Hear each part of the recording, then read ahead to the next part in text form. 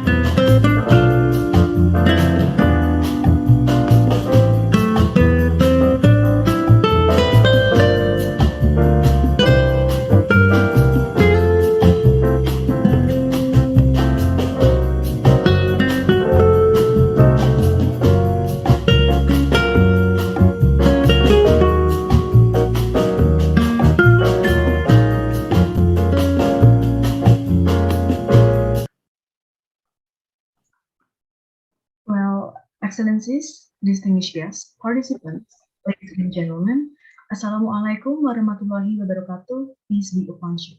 First, let me introduce myself first. My name is Kansa and I will be your Master of Ceremony for today. It's such an honor for me to welcome you here in this event. For the Honorable Academic Vice Dean Aswin Indra Prasta, STMT and PhD, our keynote speakers for today's lecture, Dr. Agus S. Ekomadyo, STMT, Insinyur Wiryono Raharjo, MArch PhD, Mrs. Ruli Damayanti, STM-Art PhD, for our distinguished guests and all the participants. First of all, praise to Allah Subhanahu wa Ta'ala. We have been graced by the chance together in this room, and thank you very much for your coming at the second day of International Virtual Course and Workshop, Creative Culture and Urban Commons. This International Virtual Course, or IVC 2021, is tailored to discuss the current studies on creative cities and urban commons. It aims to investigate the topic as a theory and how it develops in practice in the context of Indonesia. This course is followed by a workshop that criticizes Majalengka as a case study, particularly with its Terracotta movement. This IVC is part of the flagship program of IDB's Merdeka Belajar Campus Merdeka, or Free Learning Free Campus program, and this IVC will be held virtually on 9 until 10 August. Today, we're going to hold a discussion with our three keynote speakers. The first is Dr. Agus S. Ekomadyo, STMT from Institut Teknologi Bandung. The second speaker is Insinyur Wiryono Raharjo, MArch PhD from Universitas Islam Indonesia. And the third speaker is Mrs. Ruli Damayanti from Universitas Kristen, Petra.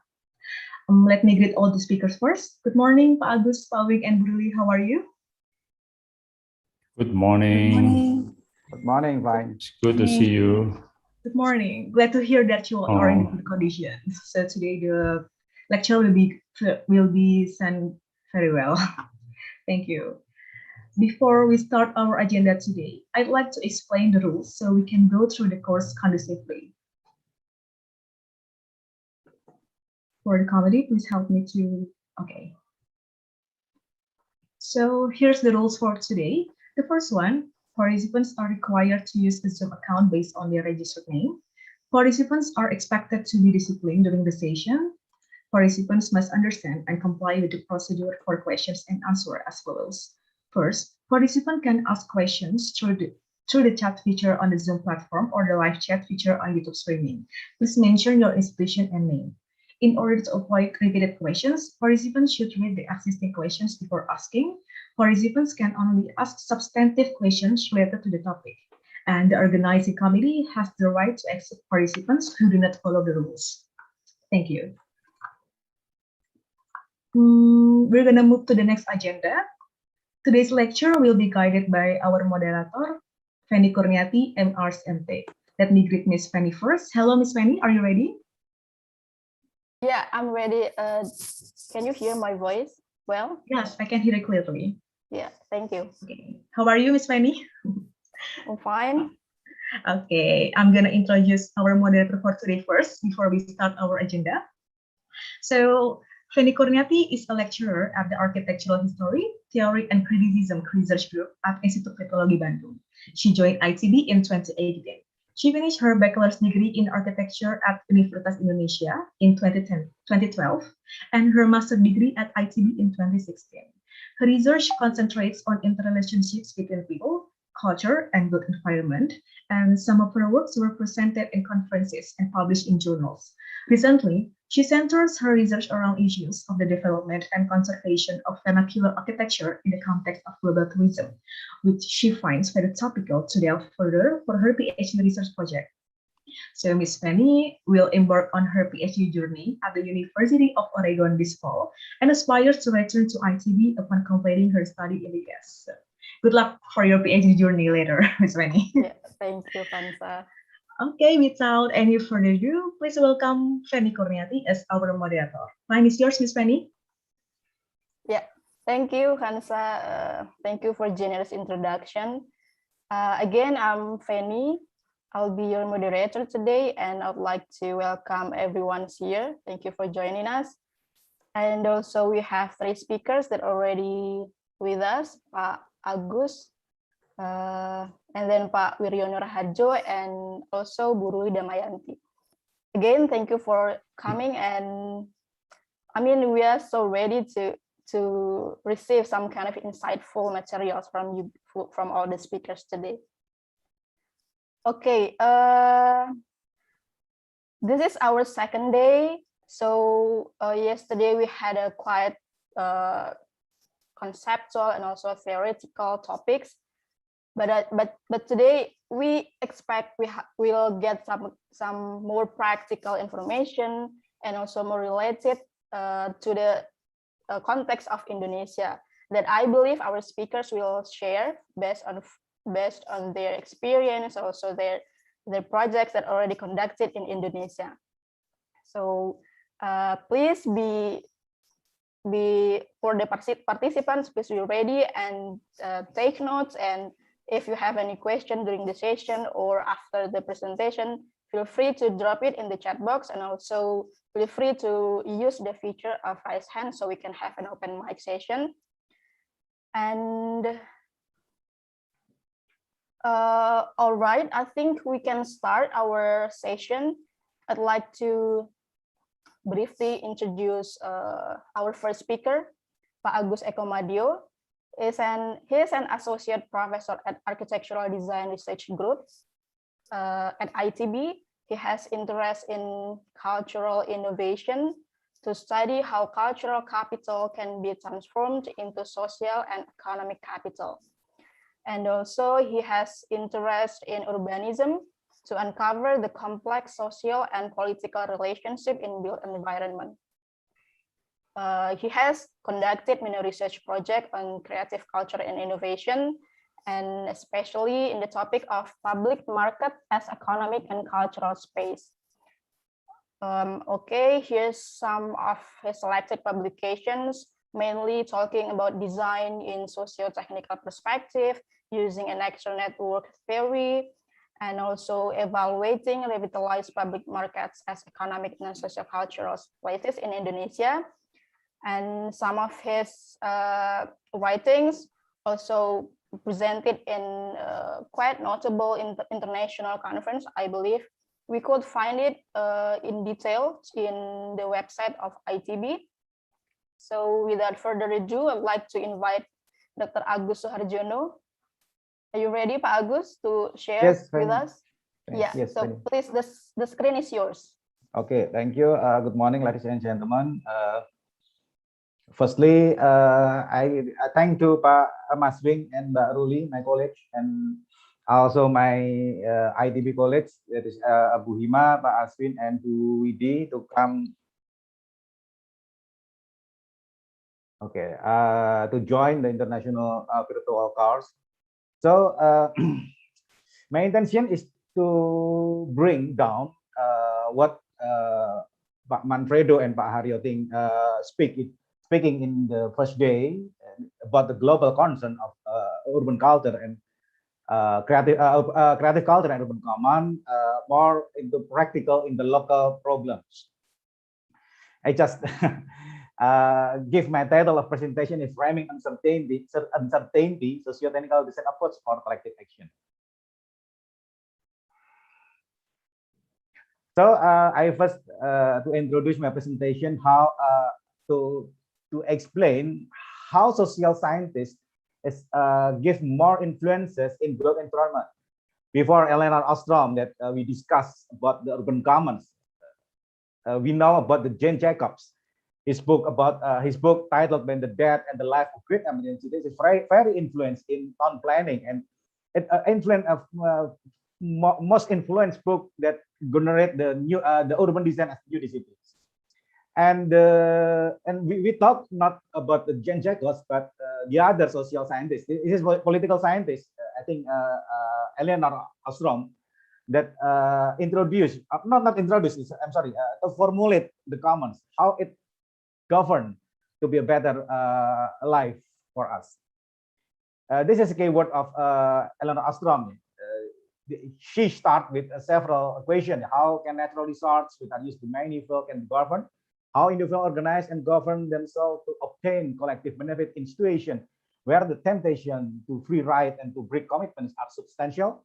What are incentives for participants to continue investing time and effort in the governance and management of their own common pool resources?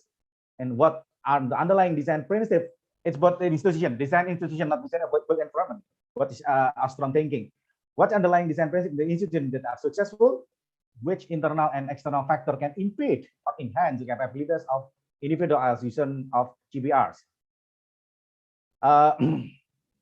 So there are three theses of Aumann. Neither the state nor the market is uniformly successful in enabling individuals to sustain long-term productive use of natural resource. Collective action is increased that returns from the appropriation. And Ostrom formulate the 8 criteria, and that she called the design principles of the long-enduring CPR, a common pool resource institution. But the criteria is generate the other question, how it can be related with the built environment design, planning, and development. So this is our phenomena, the public space as open commons, and I use Ostrom terminology. So neither the state nor the market is uniformly successful in enabling individuals to sustain long-term productive use of this resource, these public spaces. It needs a collective action. Yesterday, Manfredo introduced some important thought, important statement. Spatial mutability and intense urban restructuring, deteriorating break the relationality of urban common, and he stated that he has influenced by three thinkers, Lefebvre on spatial production, Deleuze and Guattari in mechanical assembling, and Raharjo on equality by disagreement. And mainly Manfredo offering the term of commoning, how to make it common, how to make the resource a common. But if we refer to the three thinkers that is referred by Manfredo, we must open the consequence of the public spaces, the contestation, instability, disagreement, conflict, hyperreality, disruption, ambiguity, complexity, controversies, overflowing, etc., etc., etc. And they generated the wicked problem of public spaces. So I think this is a very influential book to uncover the complexity in architecture and urbanism. This is Kim Dove, and he were influenced, very strongly influenced with Deleuze and Bourdieu. And so he stated that the design of built form, however, is fundamentally linked to the desire for a better future. This leads us to where we start with flow and desire as the basis of life and of our assemblage. For Bourdieu, the primary social function of art is to divide its audience into those who do not understand and appreciate the art. Aesthetic producers such architect and urban designers seem inextricably enmeshed in practice of symbolic combination. Any design that catches the imagined available appropriate of symbolic capital. This is a role of designer and urban designer, according to Dove, is a cultural producer. And the practice of imagining and building better world will always be political.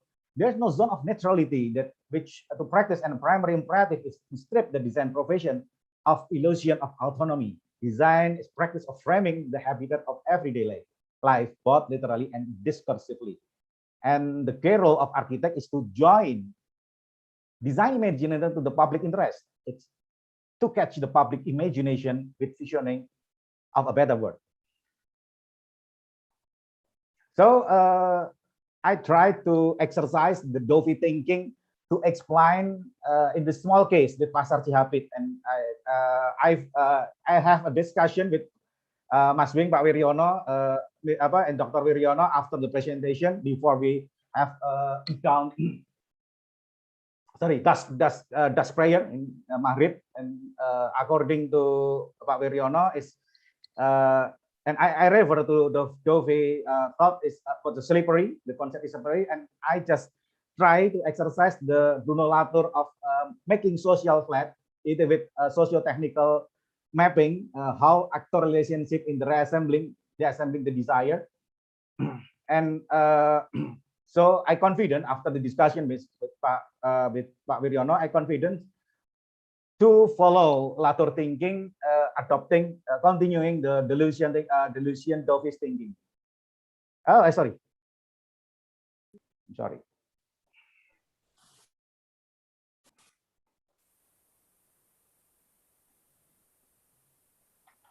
Jump.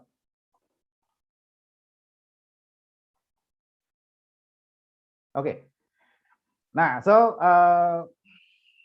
also using similar term, assembly and reassembling, there are no explicit evidence the loose influence on Latour thinking.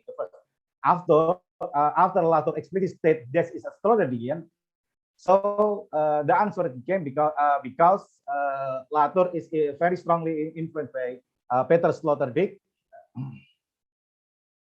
and Sloterdijk is influenced by Deleuze. So influence Deleuze in the Latour is not directly indirect through Sloterdijk. So Latour ontology, I introduced the Latour thinking. Latour ontology of social is following something to following someone to something. Rooted in Greek word of stui, means to follow someone. In architectural terms, we know about the sequence, following the sense. So the Latour says contributing in sense studies is his method to follow scientists and engineers in society. So we can adopt it.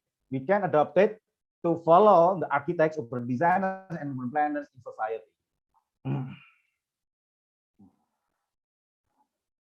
So I introduce a short of Latour man's thinking, just to what is sorry, the masterpiece, yeah, 3 masterpiece book. The first is we have never been modern, and the second is Politic of Nature, and the third is Resembling the Nature.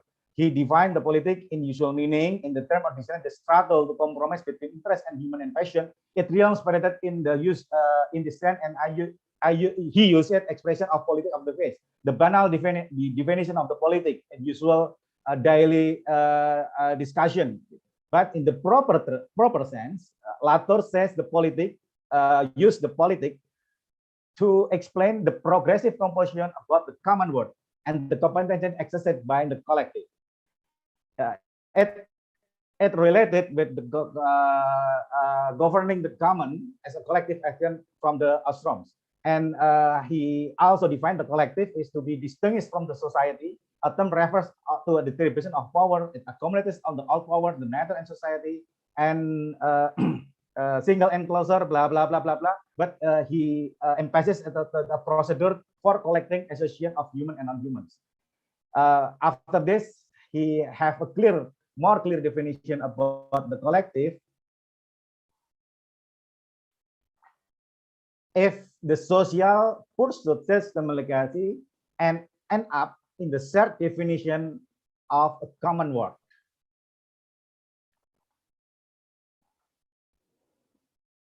Okay. I searched about the connection between Latour and Ostrom, and I didn't find the Ostrom book or Ostrom reference in Latour citation, in Latour bibliography. But after Latour, the thinking use their concept of Latour and Ostrom, and also Manfredini say about the actants, the collective of human and non-human, of commoning. So the role of human and non-human actor to be a collective. I think to be a collective, it's a relationship between Ostrom thinking and the Latour thinking. And Latour also start to influence in design. And, firstly, he invited to be a keynote speaker in design network conference, and he talked about the design philosophy. And after this, this is Mohsen Mousavi, the Dean of Architecture of Harvard University, invite both Bruno Latour and Peter Sloterdijk to generate the discourse of design, making things public. So it exercise philosophy into design, architectural design. Okay, and this is my project, my experiment how to implement the latter thinking about uncertainty into the design practice. Latter say that the fifth source of uncertainty, so they can deploy, they can he can deploy, he can what is it, unravel what it makes uncertain. The first is there's no group, only good for formation. The second is action is always overtaken, and then object is to have an agency. And he can also uncover that not only matter of fact that science is concerned, but also matter of concern. It's not about the fact, but how the fact is concerning by the actors. And the third is how it's so difficult to describe, written down risk account. If Dovi can use the slippery, later use risky. And the other paper, Christian Stormy state that if you write bilateral thinking, it must be slowly and cautiously. So I will to exercising the latter source of uncertainty as a wicked problem in design thinking, raw design thinking. Raw is also built this thinking of design thinking by following taking action.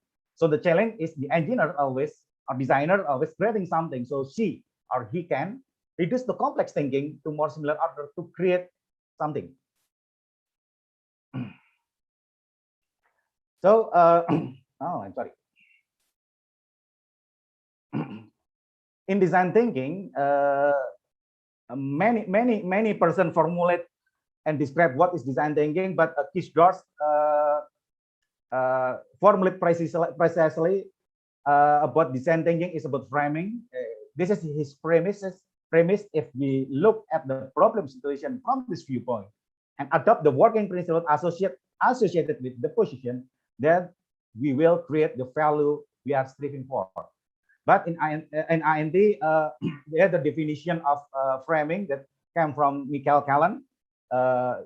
He make separation about framing and overframing. So he defined framing is operational, used to define individual agents, will are clearly distinct and disassociate from another.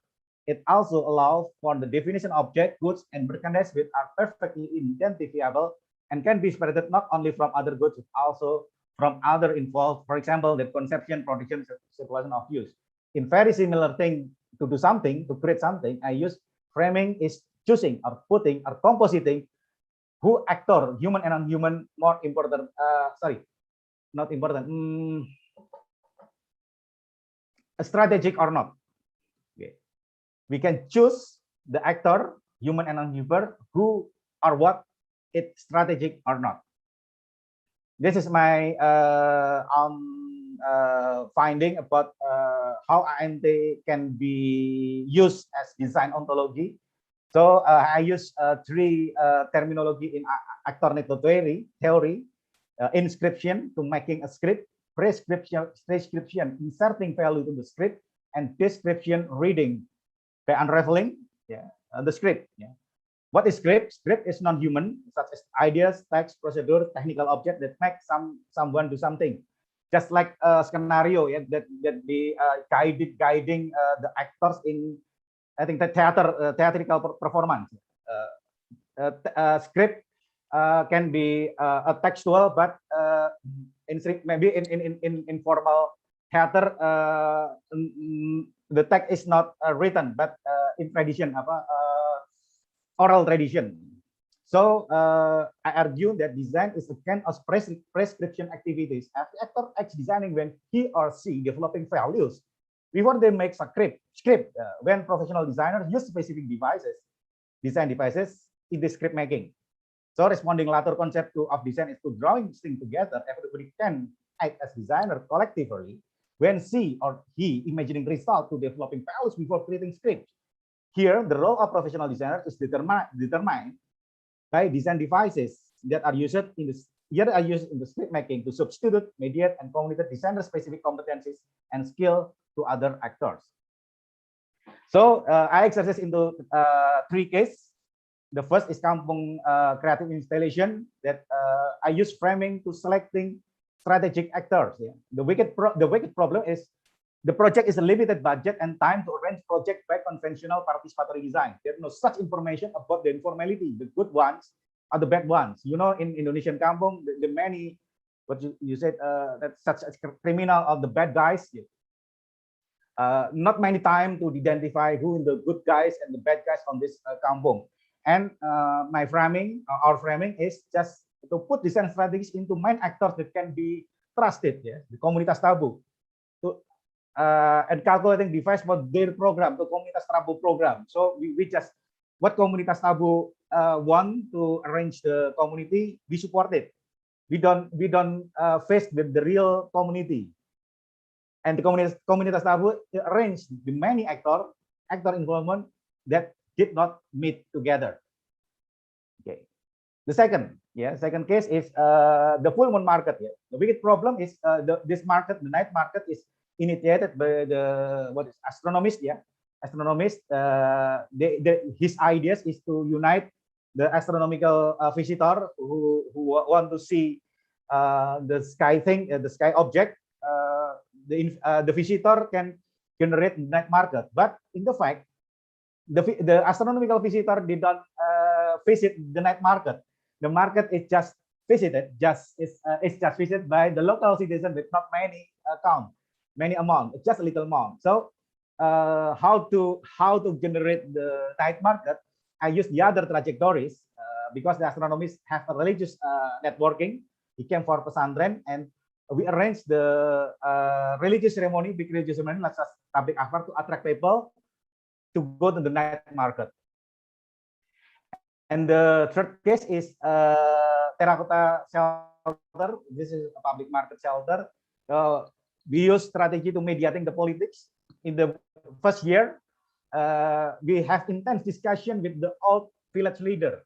In the photograph, you can see that how close relationship with me and him. We have name same.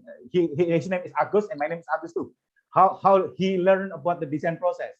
But after we design it, there are only local election. It's like only pilkades, and Pak Agus is lose, and Pak Didi is won. And you know, in the local politics in Indonesia, the winner almost defeated all the loser.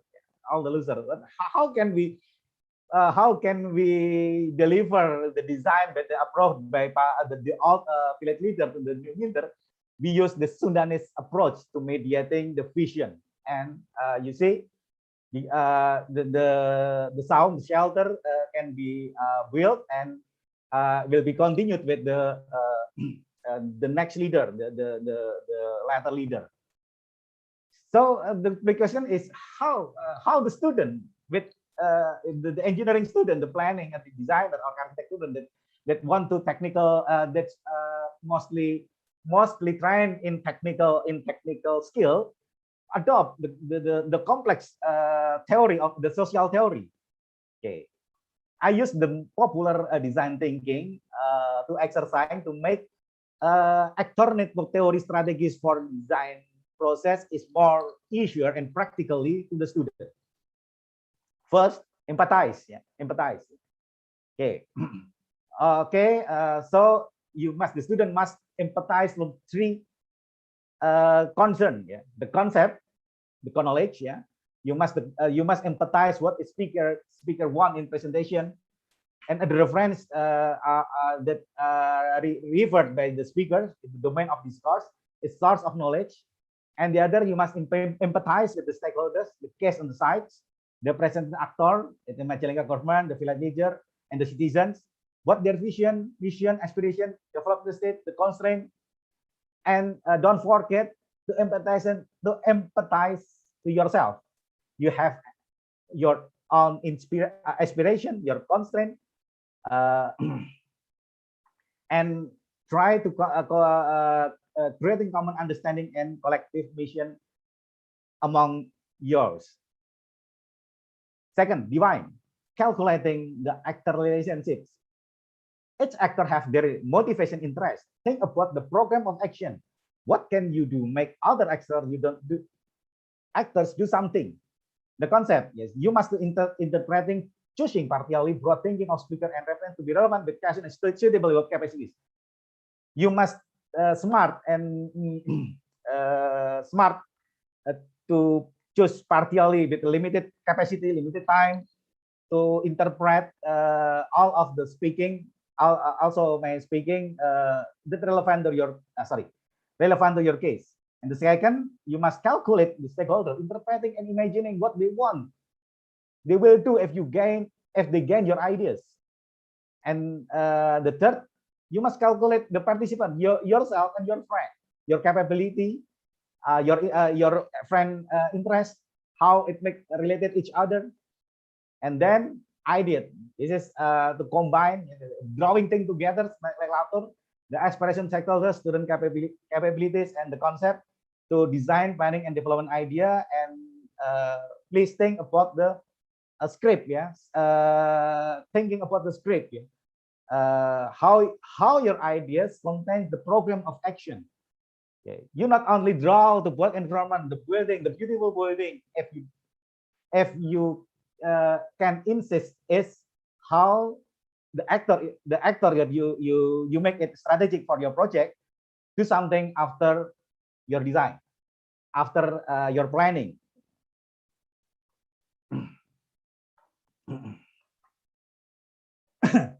Fourth, prototyping. This is a kind of prescription, inserting values. That's, as Jovi say, the task of designer or the task of acting design is you imagine how about the better future. So we have trained it. Yeah? The student is trained by technical device, by concise, by defined definition about how the good built environment, but how you can inserting into the common people imagination of better future. Okay, so it related, the prescription is related, but the Dovi concept is the task of designs is part of desire of better future. And then doing inscription, make something. Okay, it's all about engineer is about to create something, not to explain the phenomena. Yeah, create something. Yeah. It tests your technical capability that has been trained in university, can be relevant and usable to the society. But as a learning, yeah, does say that design is not only applied creativity and problem solving, but also as learning. Yeah. And Donald Scott also said that design is a good example when the practice of doing something can be reflective for learning. We cannot control the other do, but we can control what we do. It's our learning. Okay. So it's a message from message to a student for practical do. Okay, this is the end of my presentation. Thank you, Fanny.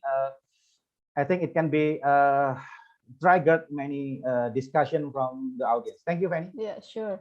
Yeah, thank you, Pa Agus. I believe our participants, they already have some kind of notes that can be asked later, but I will invite the participants to drop the question or just raise your hand so that we can have the open mic session later.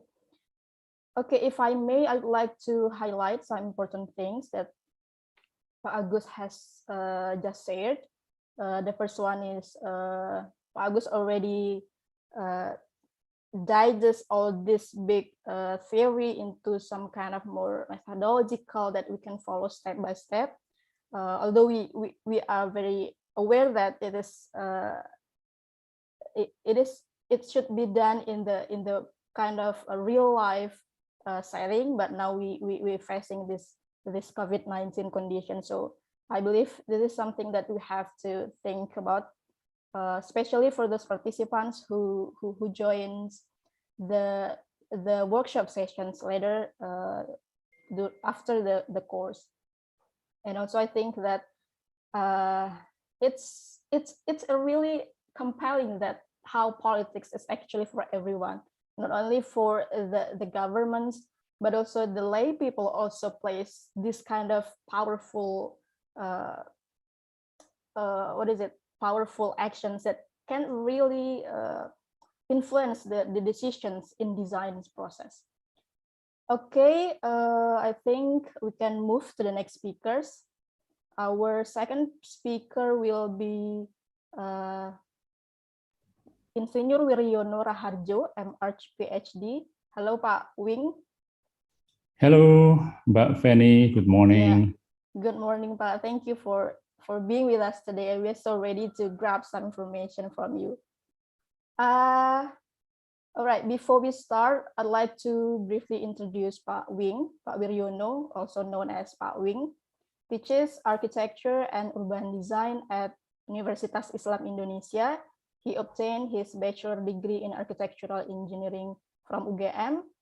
And while studying at UGM, he joined an architectural design consultant established by Mangun Wijaya or Romo Mangun, one of Indonesia's leading architects and critics in the 1980s. This experience has influenced his interest in pro-poor architecture and urban informality. Pak Wing joined Universitas Islam Indonesia in 1987 to help establish the Department of Architecture, then pursued his Master of Architecture at Dalhousie University in Canada. He completed his PhD at University of Melbourne, Australia in 2010. His thesis investigates the nexus between the production of built forms and secure tenure in informal settlements. In addition to his teaching assignment, Pak Wing is currently the Vice Rector for Partnerships and Entrepreneurships at Universitas Indonesia.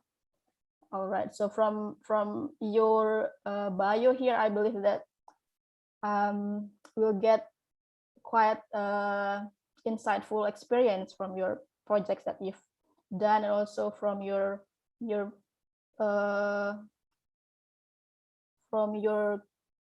experience working with Romo Mangun, ya Pak ya.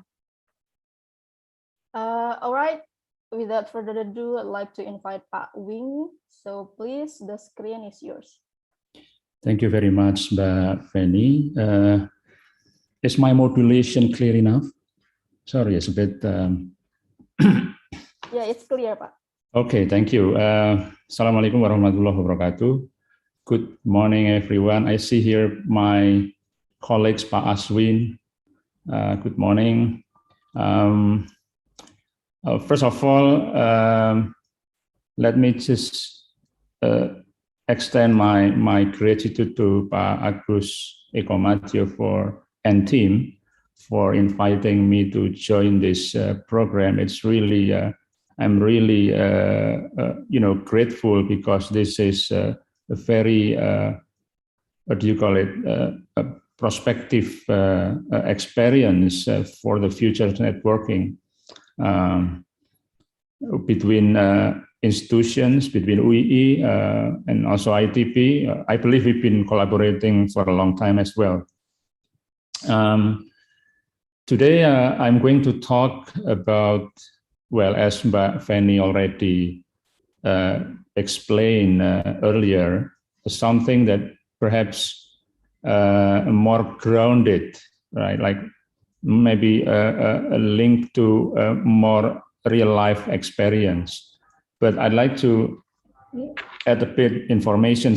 You know, my experience with Romo Mangun was actually not directly linked to the design of his, the Kampung Chode, because that was a different time. In fact, my experience was more on a professional project like, Kedono Trappist Convent in Salatiga, for instance, or Universitas Surabaya, and those are things, right? But outside that, he often invite us to join his activities in, what do you call it, in supporting the poor communities in Yogyakarta. So this will be part of my presentation today. So let me just share my presentation.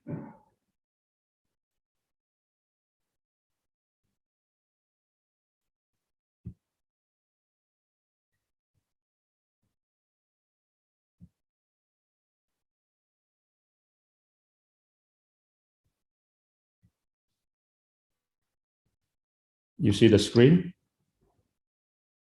Yes, Pak Wing. Okay, so the title is Kampung as Urban Commons. So maybe this is debatable, but I see that the process of kampung formations resembles to some extent the characteristic of urban commons formations. So I'd like to look at the people experience of kampung, to observe the creative dimensions of kampung as informal settlements. So basically, there are three things I'd like to talk. First is to discuss about the definitions, kampung as commons. You disagree or agree with my claim, but let us talk further later, right? And the second, I'd like to talk about the theories as intellectual toolkits. Maybe there's a coincidence of what Agus presented. He showed a book of Becoming Place. This is actually the main, the main inspiration for these presentations. And then the third is I'd like to discuss about the creative dimensions in this in the stabilization of kampung as commons. So I'll talk about two case studies, which is actually a part of the chapter in the book that Agus just showed in one of his slides. I think it's, I don't remember, maybe chapter 6, if you got a chance to have a look. Okay, the first one is urban commons. I'm not going to talk about this too much because yesterday Professor Manfredo already discussed in details, in depth about urban commons. But if I may summarize, looking at this reference, urban commons are a resource in the city that managed by people. So there's a resource and a people. And then there's a process of commoning, right? The process of managing, of forming to become what we call commons, right? So the orientation is pro-social, of course, and it will it mostly don't involve the state or the governments, right? And it focuses more on use value as opposed to the exchange values. So this, what do you call it, the platform of understanding becomes a part of the reason why I use kampung, because kampung to some extent resembles this process. Okay, the second one is kampung. Of course, all of you know the words, right? But let us, refresh the definition of kampung.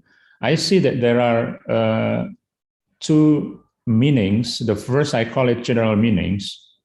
In our neighbor in Malaysia, kampung is actually seen as rural settlements. But in Indonesia, it's more than urban settlements. People often call it urban village. Some people call it slum. This was rejected by Professor Johan Silas, the expert of housing and pro-poor housing from ITS, right? And there is also elements of backwardness. The word kampungan means that, a situation or someone who don't have enough intellectual or, adequate intellectual, right? So that's those are meanings of kampung, general meaning of kampung. But there are also academic meaning, I see. I call it, right? Kampung is often called as informal settlements. Of course, this terminology actually don't exist in everyday conversations. It's mostly exists in the academic conversation, in journal, in publications. It says that informal settlements is settlements that exist partially. outside the formal control of the state. I highlight the word partially because the state is, to some extent, has a control, right? If you look at these pictures to the right, the top pictures, you can see that the left part is highly formal. It doesn't mean that there is no degree of informality, right? There is a street vendor along these pathways, right? But the right part is highly informal, right? The landscape that we often call it Kampung, and often people who live in Kampung, actually they have controlled by the government through, for instance, the ID card, the KTP. KTP is really a powerful, what do you call it? A powerful ticket for a lot of things, right? For support from the governments. If you got vaccination, you need this KTP, right? Without KTP, you cannot get vaccinated, for instance, right? In a recent, recent coronavirus activities, right?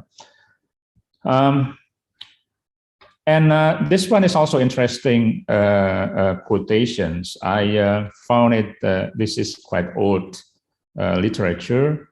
It's maybe 25 years ago, but I see this is quite interesting quotation or explanation about the Kampung within Indonesian context. If you read at these quotations, Kampung is actually derived from the words kamp, the Dutch word, right?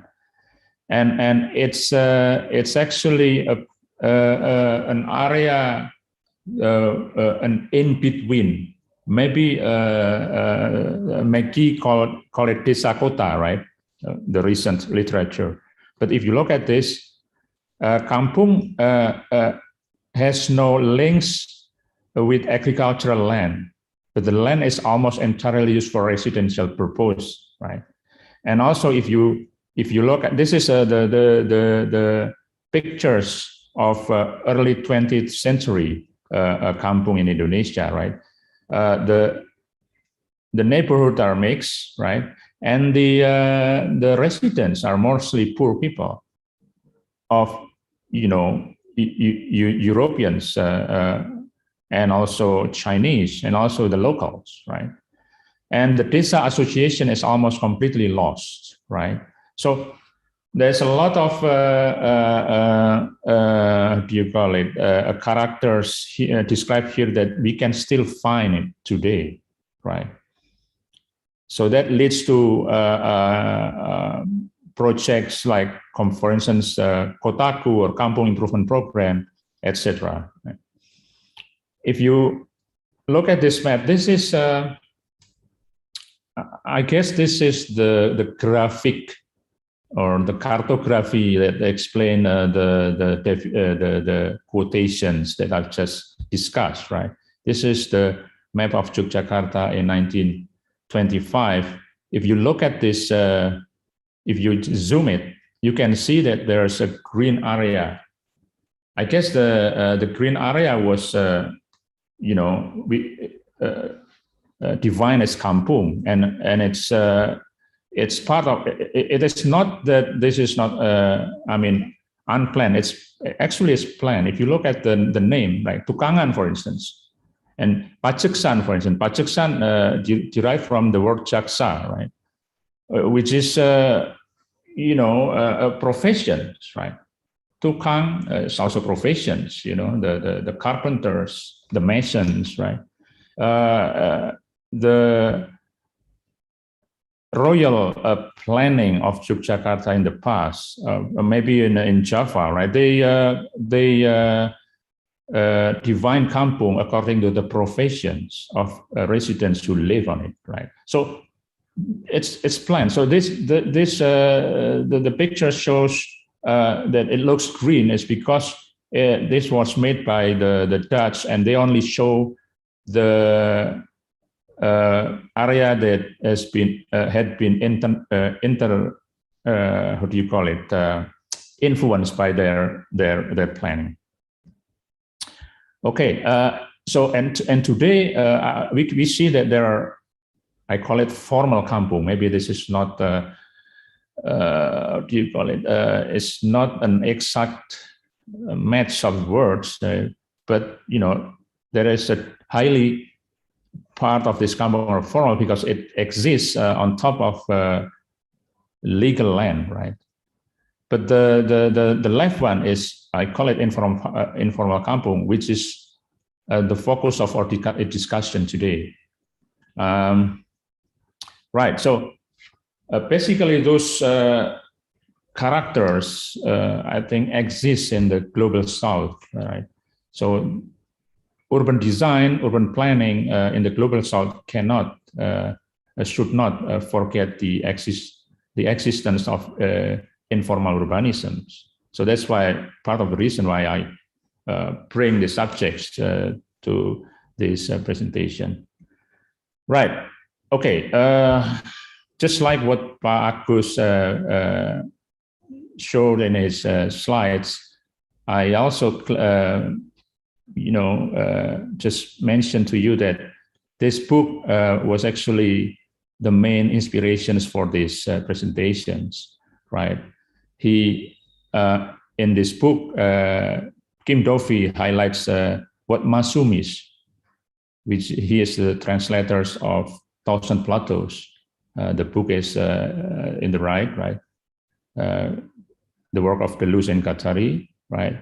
He says that we should treat the theories as intellectual toolbox, right?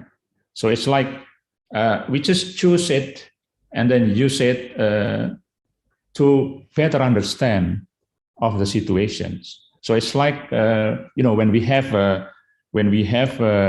car or motorcycle broken, we just get some tools in the box and then fix it, right? So this is what I would like to suggest to you all, right? So Masumi suggests to use it as to analyze the everyday life situations. Right, so I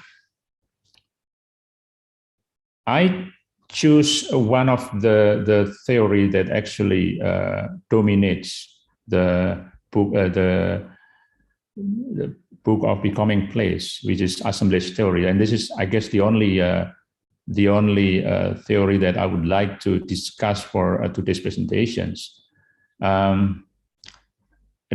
Dovi was influenced by Delanda using the definition of assemblage, that assemblage is a whole characterized by the exteriority relation of parts. So you can see these pictures of bee and butterfly. Exteriority relations means that each part is an independent entities, right? The bee is an independent from the flower, right? So they can then fly and then work with other flowers, right? So the assemblage is a kind of a partnership, I would say, between parts, right? The partnership between peoples and the environments, the people and people, and it create place, right? So as you see here, the insects and flowers are independent from of each other, and each part can detach itself from the symbiotic system without affecting their structure, its structure and functions, right? So people, you can just leave the, what we do now is actually assemblage, right? This conversation, this, I can say it a virtual assemblage, right?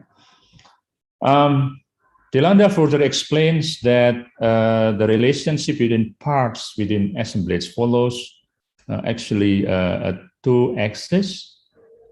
The vertical axis is called territorializations and deterritorializations. Territorialization is often called coding, right? And deterritorialization is often called decoding. Actually, I bring this issue because after I read the abstract of Professor Manfredo, so this is just a kind of a continuation of his talk yesterday. And then the horizontal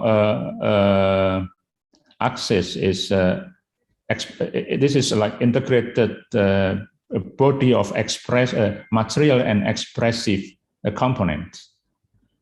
For instance, flower. If you go back here, flower has a form. It has a color. That's the expressions, right? And then also the bee also have a color, have a wings, right?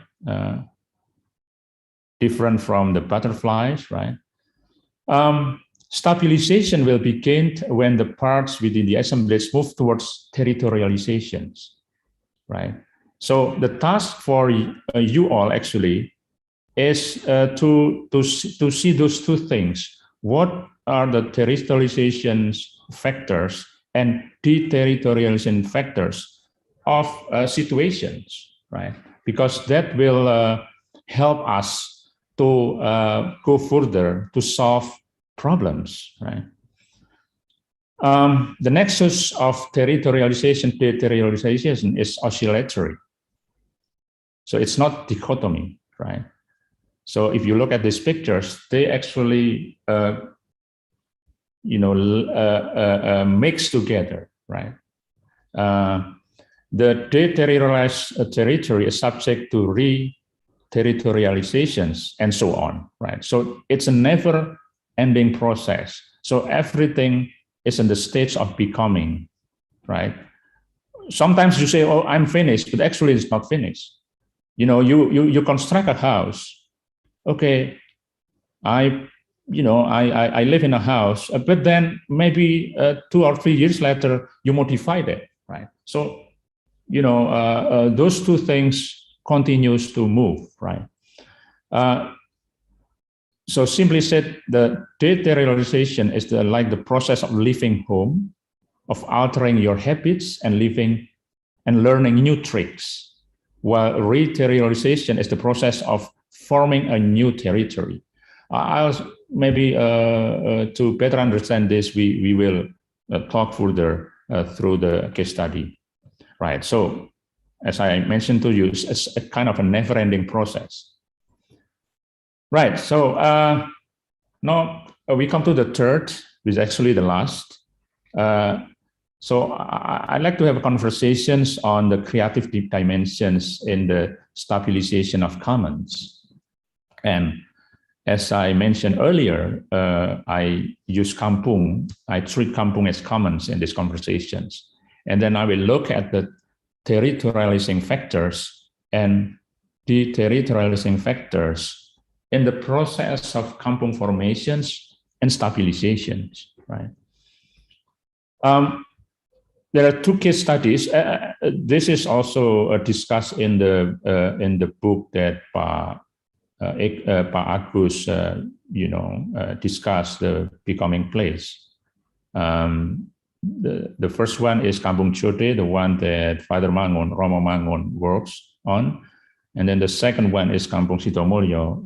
This is the one that I actually part of my study 10 years ago when I did my doctoral degree. Right, okay. Now the first case study, if you go back to the definition of commons, you see here that there are territorializing factors, which is resource and people.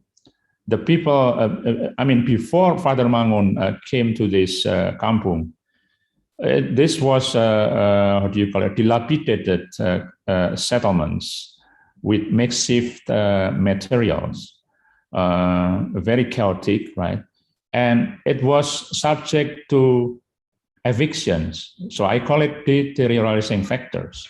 The threat of demolitions at that time, it was Indonesia was under the new order regime. The local government is very also centralistic. So there is a threat of demolitions in the name of I think a planning towards the green belt of Jogja at the time. And of course, the flood hazard is always there, because if you look at this map, Jogja is actually has three rivers that cut across the city, right? The east part is called Gajah Wong, and then the middle one is Chode, and then the west one is Wiryono River, right? So deteriorating factors is I see that as the reason for commoning, the reason of how people organize themselves, of course, facilitated by Mangun Wijaya at the time. It was an easy process, right? Because Mangun Wijaya was rejected in a different kampung because his position as a priest, right?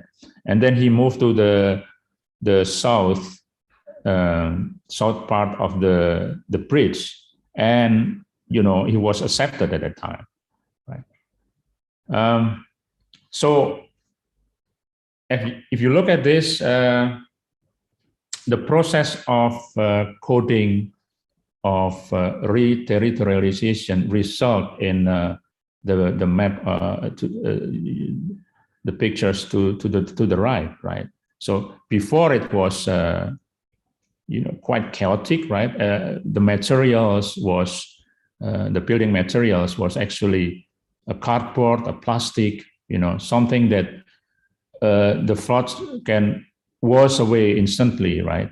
The right pictures show a more permanence. There is a high degree of sense of permanence, right? There is a rearrangement that involves the people, right? And most importantly, is the second approach, the aesthetic interventions. This is quite, I would say, a bit unique because Romo Mangun mentions at the time, if you want to get attention, if you want to be appreciated, you have to appear nice, right? So the way of, like, if a lady, you should put a makeup, right? That's what he mentioned at that time. Well, use your makeup, use your cosmetic, whatever, so that people will like you, right? So, and this was, expressed, right, through this work that involved students of architecture at that time. Many of my colleagues at the time involved in this project, and also students of art school, the Institut Seni Indonesia in Jogja at that time. So this was not just a form of art. It's a kind of a creative, for me, it's a kind of a creative step of trying to impress the authority that we're not a bad guy, right? We will look as you expect, I would say so.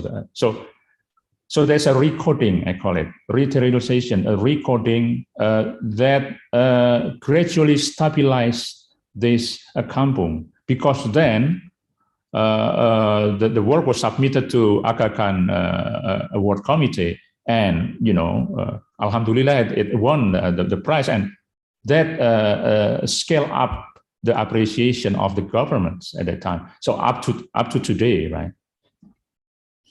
Right. So I quote Kim paragraph in one of in one of the chapters of that book. It says that desire begins as a flow of life, an event of becoming that precedes a being and identity. As desires become coded and organized, they become identities, organisms, things, and assemblages. Right. So you can see here, this is my longitudinal observations. The photograph to the right was taken in 1990. I did not put a source. This is actually from the Aga Khan websites. But the right one, I took it myself in 2010. you can see the difference, right? There is an improvement, there is a sense of confidence expressed through the materials, right? There is a code, a different code, there's a recoding, right? That expressed through this material. And of course, the government is also involved in this scaling up this Kampung through the Kotaku program, right? Already, right? So, and this one is if you look at the right pictures, it was taken in 2010, and I took the right one. This was 3 years ago, right? After the implementations of M3K, maybe some of you are familiar with the words M3K, mundur, munggah, madep kali, move back, going up, and oriented towards the rivers. So this was a genuine kind of a concept introduced by the local community, the local organizations, right? The local Forum Komunikasi Winongo Asri, right? That's because every river has a forum communication. Let me confirm, how many minutes? We have 5 minutes left. Okay, right. Thank you. Okay, this one is another example of Kampung in East Java, in Malang, that was inspired by the work of Father Mangun, right? You can see before there is a threat of evictions, and then there's an after. They work with the students of Department of Communications, and then to paint this Kampung colorfully, and it influenced the Kampung in front of this the old one, right? So now all are painted, and it's a kind of turning a liability into an asset, because it was almost subject to evictions, but then now becomes tourist destinations, right? Okay, I will just real quickly. The second one is Kampung Sitomulyo. It's located in Winongo River, and this is map shows the land renters' houses. So this is part of the situations where the practice in Kampung, where people rent the land, and the reason why they rent the land is because of this situation. It was how do you call it? Evictions of people in the area number 1, right? And then the process of evictions lead to the decisions of the landlords to offer a place for the evicted people, right, into number 2, right?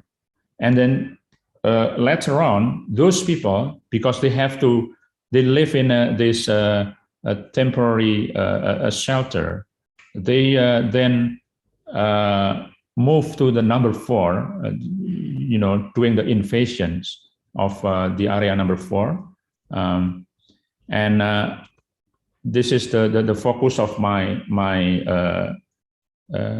observations. My second observations is the gradual formations of, they call it lengkong. I don't know why, but that's the people there call it lengkong.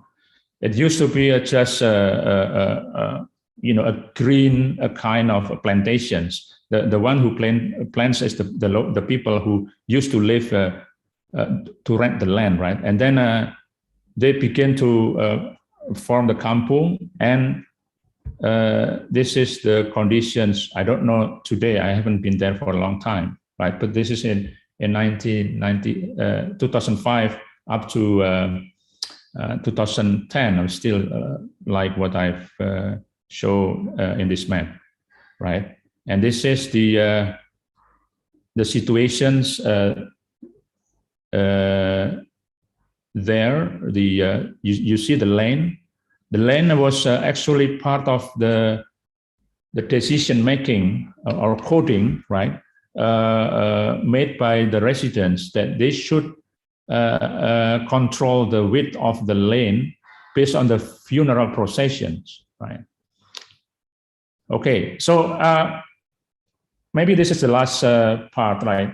I quote the one of the paragraph in Deleuze and Guattari books of Thousand Plateaus. Make a map, not tracings. The orchid does not reproduce the tracing to the wasp. It forms a map with the wasp in a rhizome. What distinguishes the map from the tracing is that it is entirely oriented towards experimentation in contact with the real. The map does not reproduce an unconscious clause upon itself. It constructs the unconscious. And I want to show you this hidden creativity that we can only see it through mapping. This is the process of, I would say, illegal electricity connections.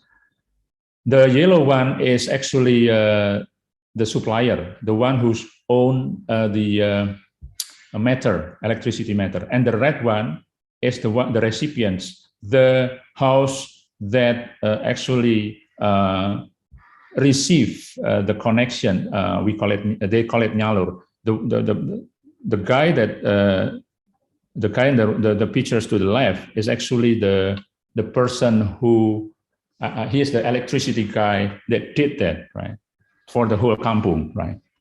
So I see this as part of creativity, right? That you cannot see it, right? But through mapping, you see there is a hidden effort, right, to survive, right? And this is the last slides, right? I think you can tell, right, what will be. I don't know if you can tell, but you may predict, right, what will be the next step, right? If you look at the pictures to the left, I took it in January 2008. The people of Lengkong still have a soccer field, right? It's actually, but the land is actually belong to the water company, right? And in September 2008, they lost it, right? They lost it. So I see that this is kind of a situation or stage of becoming, right? If you look at the position of the electricity pole, what will happen the next?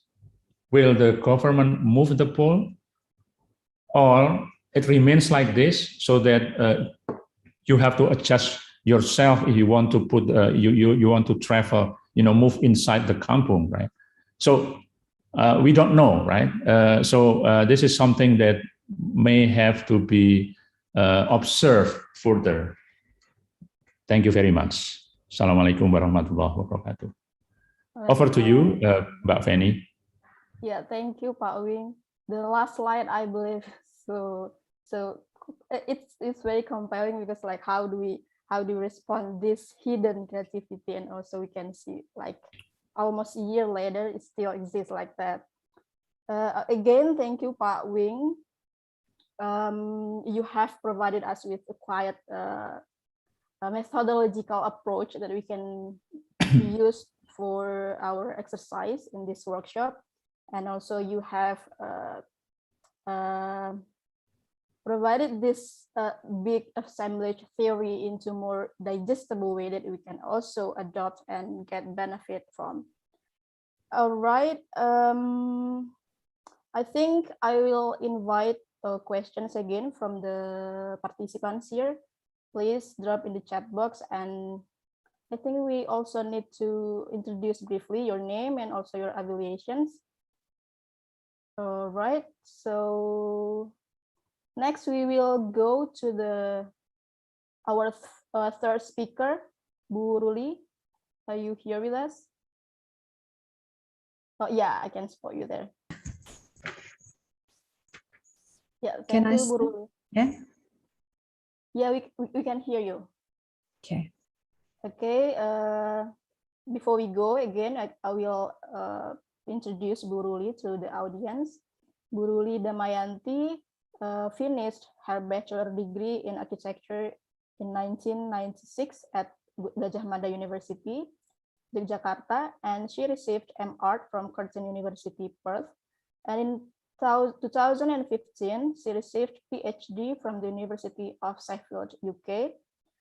She has been teaching architecture in theory and design studio since 1998 at Petra Christian University, Surabaya, until today.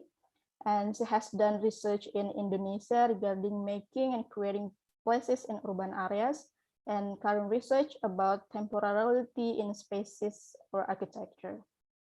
So I can see here that you and Pak Wing are actually college friends. You graduated from UGM both, quite in a different year maybe, yeah?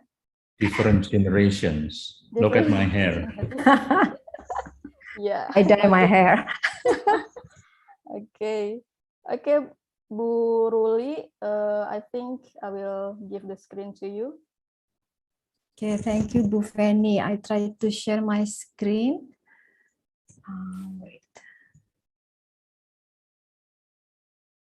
Can you see it? Yeah, maybe we can do it in full screen. I think I did it. Oh, okay. Well,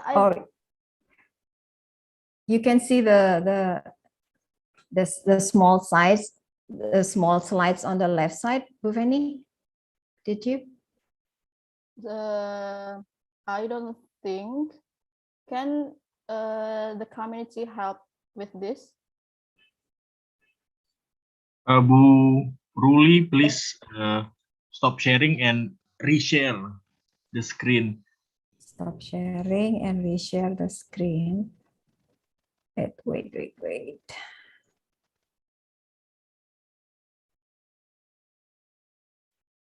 Here. Oh, it's still the same. What happened there? What happened there? Click F5. Can you see the slide moving? Yeah. You can Yes. see it, but in a small scale. Oh, I see. How can I? You This can click the. Is it? It's quite big enough. Yeah, No? but it kind of exceeded the frame. You can click F5. Bu. F5. This big? Well, I think it's What? okay. Right, It's Pak fine? Budi? Can we go with this? Well, if it's not. Yeah, I think it's all right. Okay, it's all right. so sorry. Yeah, it's readable. Okay, yeah. Can I start? Yes, please, Bu Ruli. Okay, thank you, Bu Feni. Thank you. First of all, I want to thank Pak Agus and the team, Bu Roro, Bu Feni, and others that helped this virtual workshop could happen this 2 days and invite me as one of the speakers. And my presentation today entitled Understanding and Reading Urban Spaces, that was based on my research in Kampung in Surabaya. I think all of us already known and familiar with the name of Kampung as Pak Wing mentioned before. But here, especially my research based on Kampung in Surabaya. Wait. In the title, I highlighted 2 words that is crucial in my research, which are understanding and reading. Most architects and urban designers and also urban theorists put a highest priority on reading, or in other words, is activity using visual senses. However, in my presentation here or in my research here, I want to highlight the importance of understanding of urban spaces. What I mean here by urban spaces are including spaces itself, the physical spaces, architecture, buildings, and other urban elements inside the space. The specific definition of the word reading here is a process of observing physical characteristics of urban elements that are categorized as perceived space that that I will explain later about the definition of perceived space. The reading or seeing activity as Lynch and Cullen, I think, I believe that all of us here are already familiar with the theory from Kevin Lynch and Gordon Cullen. They term it as legibility or visibility. And the definition of the word understanding is a process of observing social meaning behind urban elements that are categorized as conceived and lived space. And my research here is to extend or to critiques probably the theory from Kevin Lynch and also from Cullen, but this one especially the Kevin Lynch theory. These two urban theories until today is still powerful theory or tools to observe urban spaces. I think most of all our students in university still use this two theory to observe urban spaces. Yeah. This is the book from Kevin Lynch in 1960. Yes, it is a classic book, but we still use it until today. Lynch said that looking at cities can give a special pleasure. We can see that he put the highest priority on the visibility or legibility in this case. According to Lynch, in observing urban spaces, there are three important aspects carried by urban elements, which are the identity, structure, and meaning. Legibility factor, which includes identity and structure of elements, is an important starting point in designing or observing urban elements, because meaning will follow later, he said. Everybody already familiar with the 5 elements of Kevin Lynch, I think. The elements in landmark, district, path, edges, and nodes.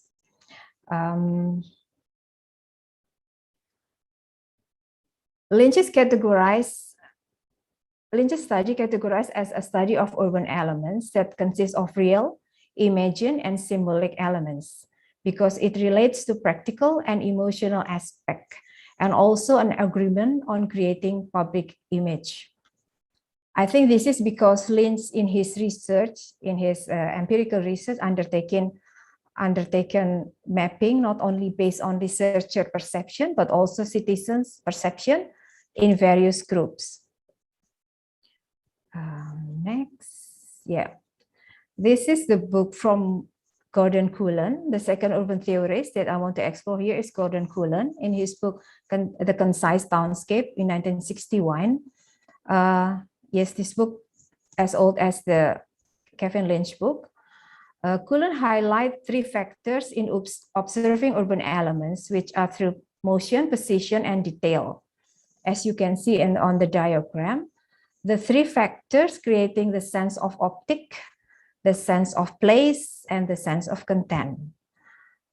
Optic is a visual ability of human to enjoy cinematic view, movement, beautiful sequences.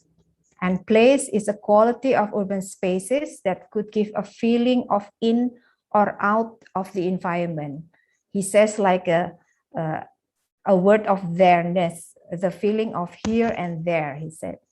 And content is the detail of the urban spaces, such as color, texture, style, scale, and uniqueness. Then come to big question here. Why and how? To observe meaning. Why do we need to add meaning while we read the urban spaces? Yeah. The counter argument comes here from cities or urban areas with low imageability, as Kampung. As they lack elements with high quality in legibility, does it mean that these types of areas have low meaning for the citizen as well as legibility? In this type of environment, social construction that is developed and built in the environment is more crucial than the legibility factor of elements in those spaces. The social construction gives meaning to the places and elements through the interaction of places or element and the society. And the second question is, how do we observe meaning?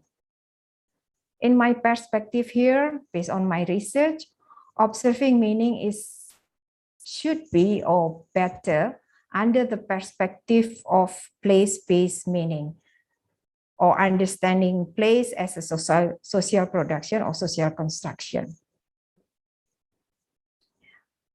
Meaning of place is produced through the process of social production. The diagram here shows the triangle of social production of spaces according to Henry Lefebvre that Pak Wing and Pak Agus also mentioned before, and it is also combined with spatiality theory from Edward Soja. Social production process includes three main roles as the triangle in the middle. You can see space, time, and society or being. The three factors place in the ontological level, while in epistemological level, they become study of spatiality, historically, and socially. That's on the blue ring outside. In my focus as understanding the meaning of urban space, we can see the role of spaces in three levels. That's on the top of the ring, the blue font, you can see there. That usually people known as first, second, third space, which are the space of perceived, conceived, and lived. They're the three levels of spaces. As been mentioned earlier in the first slide, the word reading referring to the perceived space only, while understanding are comprising the three other spaces. This study considered urban elements according to the process of social construction that occurs in a space undertaken by a society, a specific society, and developed over time. Probably, as Pak Wing said, as a deterritorialization and territorialization is never-ending process of occupying space, of using spaces. Space, society, and time are the three main factors in understanding space as a product of social production. Okay, the first picture here, the first photo on the left was taken in the Kampung of Keputaran in Surabaya.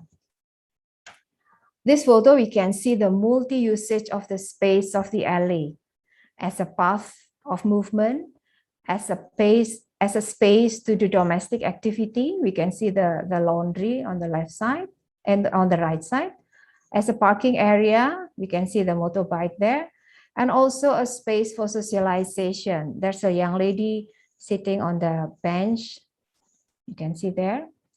And this diagram on the right here shows the three levels of space in observing the space of kampungs.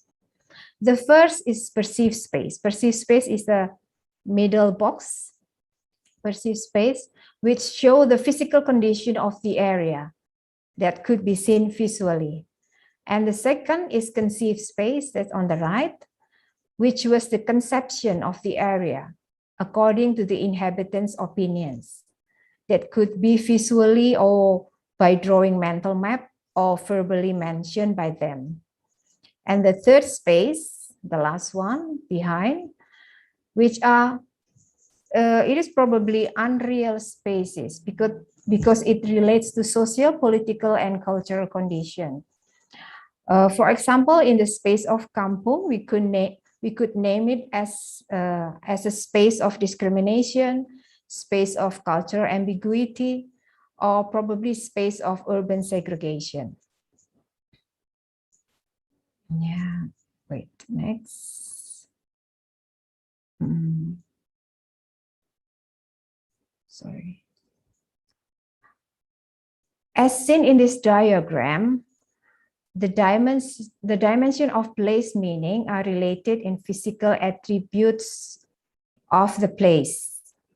You can see in the middle of the diagram, and also people's activities in the place and in people's conception of the place. Place meaning is given through the psychological bond between people and space, such as familiarity, attachment, homeliness, and patriotism, which are part of place identity development. The attachment is reflected in people's experience of their emotions, thoughts, sensation, perception, and conception, and expresses the identity of the individual and all group. This is about place meaning theory. Yeah, the photo on the left was also taken in Kampung Keputaran, Surabaya in the afternoon. That's a time before Maghrib, when many people enjoying socialization in the alley as the main public space. It was different with the previous photo that was taken in the morning, when the space more private in terms of the activity, and the users, which are only women and children. The figure on the right here shows diagrammatically the development of place meaning, which shows each inhabitant has their own internal emotion, sensation, and thought. While externally, they have their perception and conception to their places. The inhabitants develop meaning while they interact each other in activity within the space and connected to specific spatial attributes, which the stronger the meaning of these attributes, people will call it as symbols. Could be physical symbols or social symbols. Here I want to highlight the four types of symbols based on NES, which are material, iconic, behavioral, and discursive. Material means physical elements of symbol, and discursive bearers denote urban image and narrative, and iconic bearers means sacred and profane in nature, and behavioral bearers, it's talking about ritual, festival, and demonstration. We can see in the figure on the right the example of material symbols, an iconic symbol in the symbols of the malls, and also behavioral symbols in the middle. Through the exploration of meaning, other types of symbol bearers that are not legible can be identified. The socio-anthropological concept should be taken, especially in regard of the identification of symbols as a result of people's collective memory in the city through the three types of spatiality: perceive, conceive, and live spaces. This is quite a complicated diagram. Actually, this is the way I'm combine all the theory that I use here. It's like a cumulative diagram of theories as the foundation of understanding and developing meaning in urban spaces. Theoretical concept of this is the place-based meaning on the left side, place-based meaning. And then I add the social symbol theory combined with the theory of place attachment, and then 3 layers of spatiality. This all together to observe the meaning. While the observe of legibility thing in urban spaces, I applied the theory from Kevin Lynch. This diagram shows the logic to extend the urban elements observation specifically from Kevin Lynch. As highlighted by Lynch, identity and structure is firstly observed, then later meaning will follow. But here, the three appear together, or probably in some cases, the social meaning of urban element is more important than the physical quality. We say here as social urban symbol. The social urban symbols have two main foci in meaning: the emotional dimension that are attached to the elements and the identity of a specific group. This slide is about the Kevin Lynch urban elements, as we know as path, which shows a movement, nodes shows junctions, edges shows bordering, district means physical distinction, and landmarks means externally recognized. Landmarks is externally recognized in the area. This is the element of Kevin Lynch. And then I propose an extension for Kevin Lynch's theory, which I called as spatial recognition concept of urban elements. Here the extension, and I add one more element, which is urban context, as you can see on the right corner. It becomes 6 elements that categorize in 4 groups. The first group is about historical value of place and people, social spaces creation, the third about territoriality creation, and fourth about point of reference. As we can see here that the element of social spaces creation is talking about path and nodes. Path is the understanding from movement to communal spaces, and nodes is about junction and social activity concentration. And then about the territoriality creation is talking about edges and district. When edges is extend the meaning from bordering to marking, and district from physical distinction to social distinction. Okay, this is what I did in the Kampung. The historical value of place and people is understanding in a broader scale of the areas and make connection between the current meaning development to the past physical and social condition. And the social spaces creation is extending the element of path, not only as movement, but also as junction to social activity. And also the territoriality creation is extending the meaning of edges from bordering to marking, as I explained before, and district from physical to social distinction.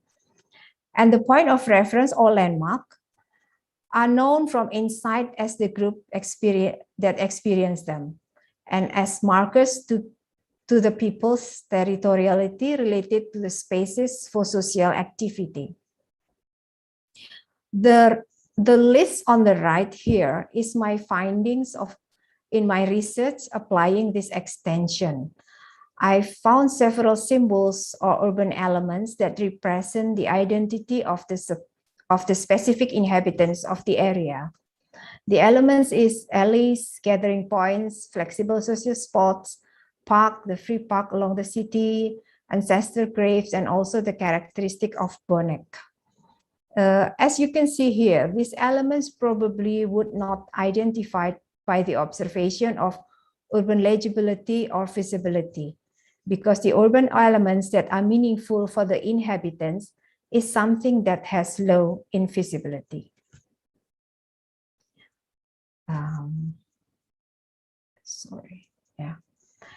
In this slide, I will explain more about my research finding in the Kampung, especially Kampung Keputaran in Surabaya. The historical value is to study the evolution of the city that affect the current physical condition of the kampung, and also to study the current social characteristic of the dwellers that are inherited from the past. Here in Kampung Keputaran, in my case study, the young people here are the fanatic fans of local football group of Persebaya. They tend to do destructive action during the support to the football group, which most Surabayan people are afraid of them. And studying the past or history of the kampung was the location of the Surabayan people who fights bravely against the British invasion in 1946. Therefore, the city is known as a city of hero in Indonesia. And the second element of social spaces creation, the creation carries more social value than physical value that is triggered by the provision of strong physical value that is attached to the element that surround the social spaces. The physical and social values are intertwined in creating social spaces. Yes, Bu Fani? Sorry. Okay. As you can see in the right below, social spaces were created along the alley as grouping of people doing social activity and also on the nodes or junction of the alley. And the last two of the element here, in the territoriality creation, people make use of space for their social life and people create territory for their well-being, as well as the creation of social spaces. The development of territory is also related to social life and culture. The element of district was identified not only by the distinctive physical characteristic that is bordered by edges, but also identified by social group or social distinction by marking the border.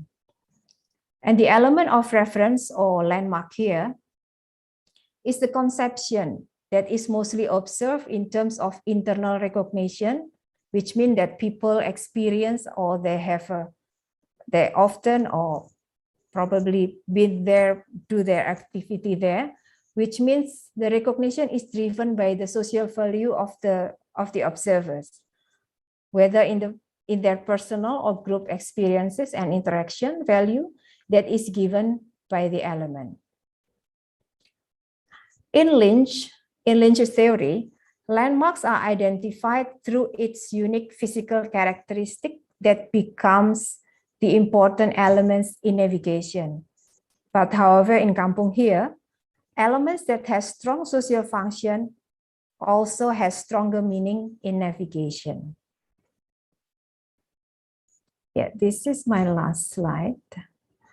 To conclude here my presentation, I want to highlight the significance or importance of the spatial recognition as the extension of Kevin Lin's theory, or I name it as understanding and reading urban spaces.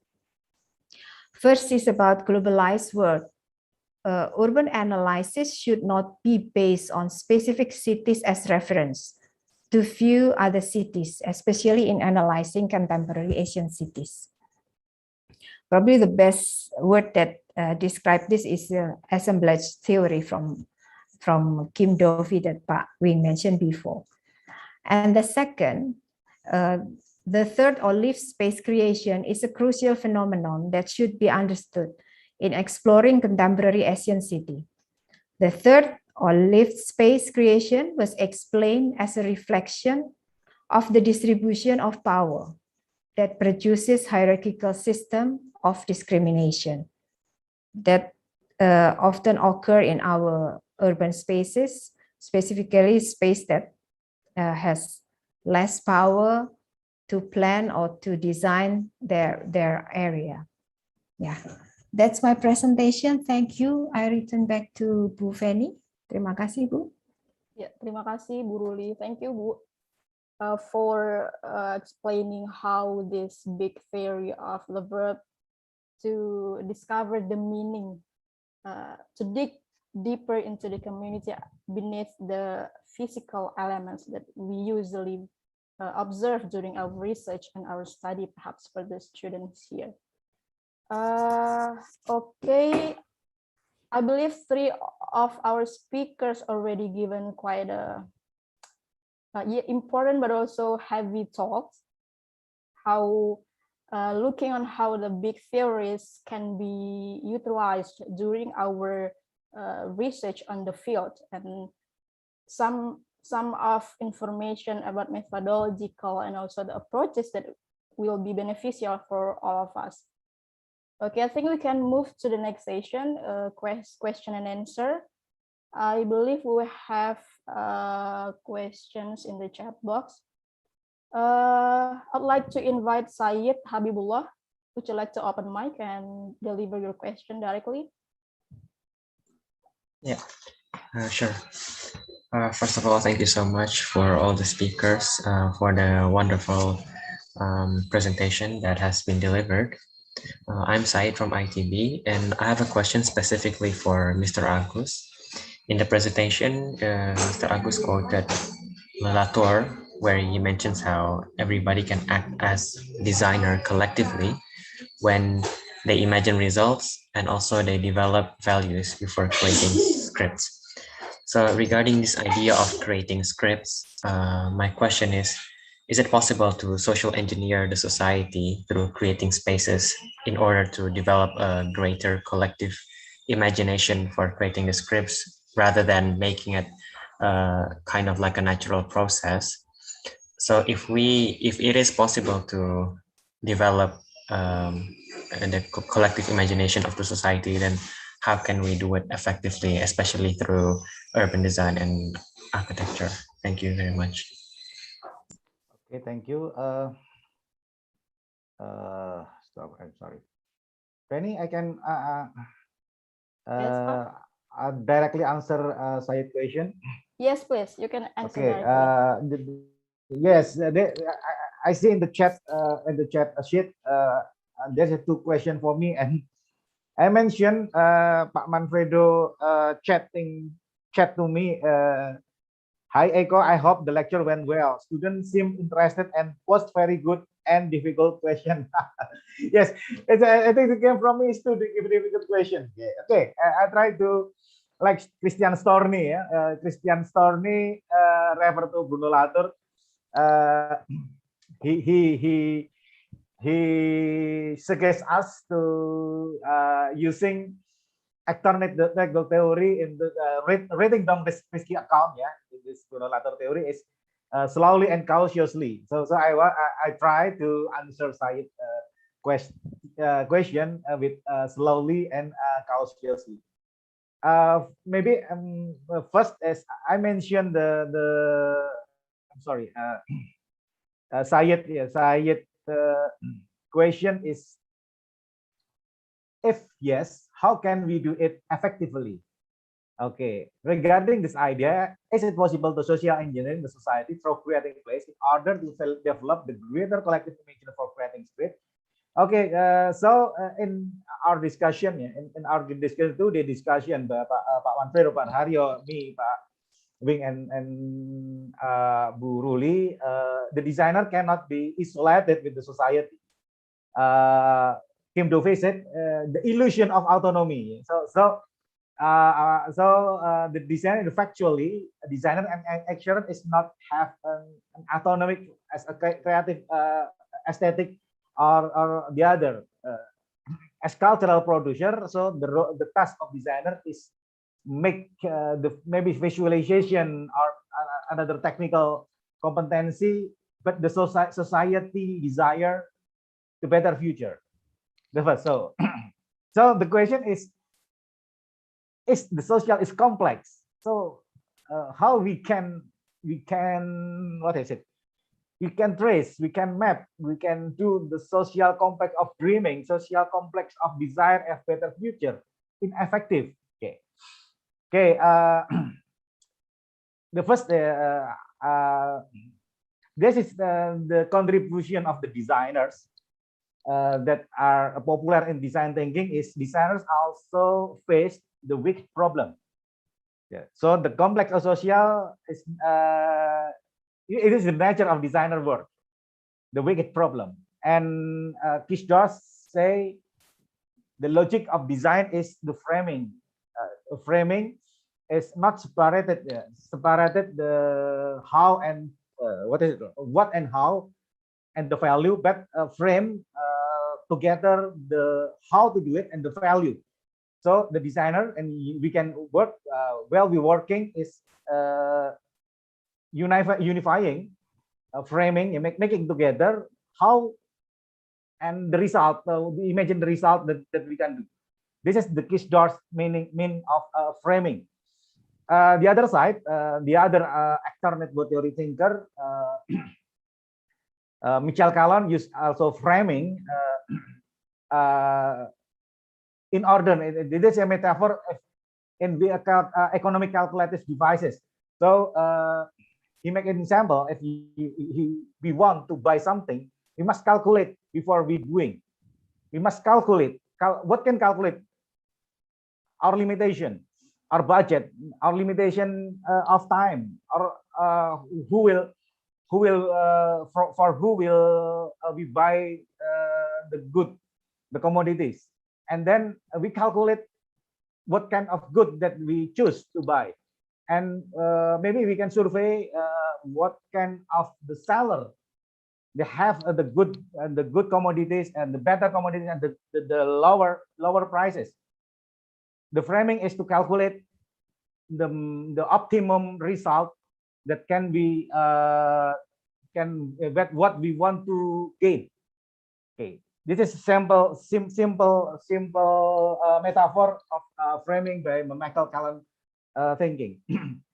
Design is framing because before we build the building, we must to understand, we must to map, we must to unravel our problem, our social, humanity, the user, the client, the user, the designer, the technical problem. Yeah. Okay, I'm sorry. Yeah, so it's like we have to map all the resources and also maybe the threats that we face on okay, the field. and then calculate them, calculate ourselves. Yeah. Calculate ourselves and make the strategic option. Okay. Okay. Effective is I think I borrow Michael Callan terminology of framing is calculating. Okay, that's very interesting. I think Pak Wing can also add comment on this because maybe it's kind of parallel with the concept of materialization and also coding and decoding before we actually come up with this kind of interventions for the social engineer of the society that we are working with. Pak Wing, would you please add something on this? Well, this is, I mean, like for me, this concept, I mean, like, as I mentioned to you earlier, this theory as in help us to define, I guess, what the terms deteriorating factors is very important in these conversations. To understand the factors that cause decoding, for instance, is important so that we can stabilize the situations. I'm not sure if this add up the answer to the questions that Agus just mentioned, but for me, the term stabilization of situations is very important because that's what if you link it to my presentations, creativity in Kampung development can be seen from many angles. I mean, like it is not just looking at the aesthetic form, but also something that's hidden, and it is something that links to the orchestration of resources, people and resources, right? And leadership is one of the important things to achieve that achieve that plan or achieve the wish, right? I guess that's my additional comments on it. Yeah. Not sure if. Thank you, Pak Wing. I think it's quite tricky, but also challenging when we work with society and people on the field. And I believe that practice makes perfect, right? Can I add, Bu Feni? Yeah, sure, Bu. Yeah, it's interesting because Pak Agus said a strategic action that students have to identify in the field after doing the survey, the virtual survey, and Bu Feni said that they have to map all the potential and threat, and Pak Wing said about leadership, and I think we need to put high priority also in sustainability, because I mean, if you see that this thing is good to develop and they have a good leader, but if the thing it doesn't have a good meaning or high attachment to the society, it becomes nothing. That's, I believe, it's the tricky thing. That's true, Bu Fanny, that it's very tricky thing. How the students or the participant can observe what is the thing that they put the highest value or highest meaning, so that they can continue to do the activity, the creative things that they will propose. That's from my opinion, Bu Fanny. Thanks. Yeah. Thank you, Bu Rulia. I think we already. Maybe I can add what Pak Wing and Bu Ruli comment about the tricky. Nigel Cross say the one of design as discipline is about ingenuity. Ingenuity. In Indonesia we can all cerdik, not only smart, cerdas, but ingenuity. Gitu. It's what is the theoretical base of what you both say tricky.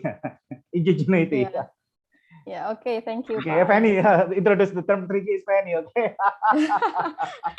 Yeah, perhaps tricky has a tricky quite and ingenuity. negative. Ingenuity is a Nigel Cross term. Yeah. Okay. Thank you, Pak Agus. It's designer contribution. How to do the problematic situation. Yeah. Okay. Sure. Okay, I think we can move on to the next question, which I believe already kind of a little bit answered during our discussion. This is a quite critical one. I would like to invite Hansa, our MC, to deliver the question directly to Pak Wing, I believe. Yes. Thank you, Bu Fanny. Well, before I'm Kansa from ITB, and I want to ask to not limit it to Mr. Wing, but for all the speakers, perhaps. And I want to make a correlation between Pak Wing lecture and the workshop study case Majalengka.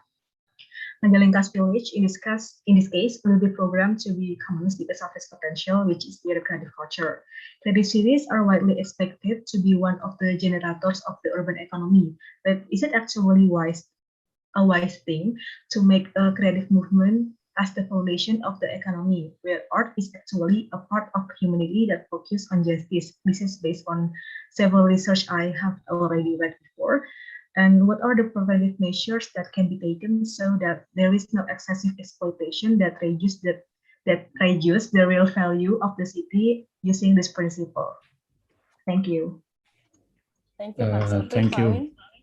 Thank you, Mbak Kansa. Maybe later on, Pak Agus and Bu Ruli can add up the answer, because this is quite, it is also linked to the presentation of Pak Agus and Bu Ruli. But my, if I link it to my presentations, again, it's about understanding the threat, right? What things that threaten the process, the commoning, right? In the case of Kampung, for instance, in the case of Kampung Lengkong that I mentioned, there is no threat of evictions, but there is a threat of flooding. There is a threat of there's no toilet in there, right? So there is a movement that prevent people to use the river. There's a program from the government called Prokasih.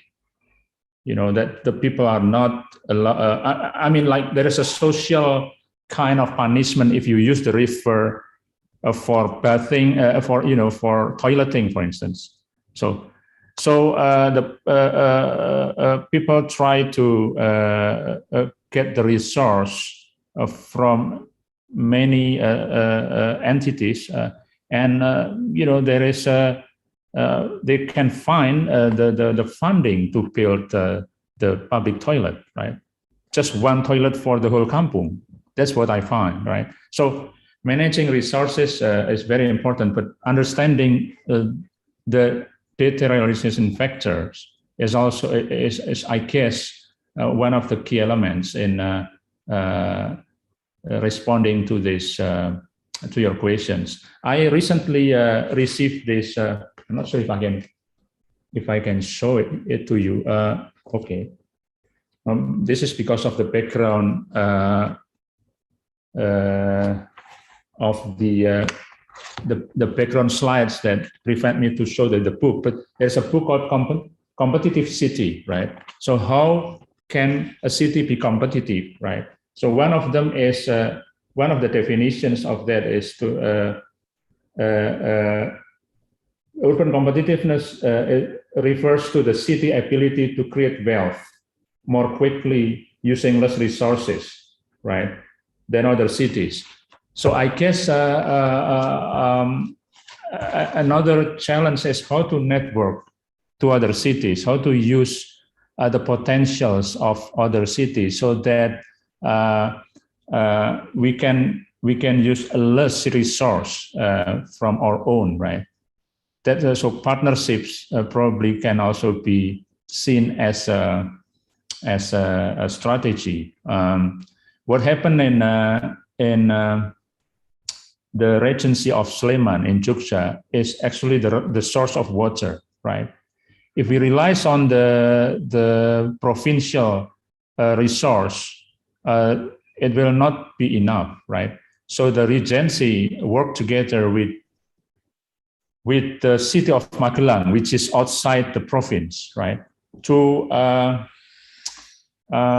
create a water supply, right, so to solve the problem, right? So I guess you know, that's part of the strategy to respond to your questions, right?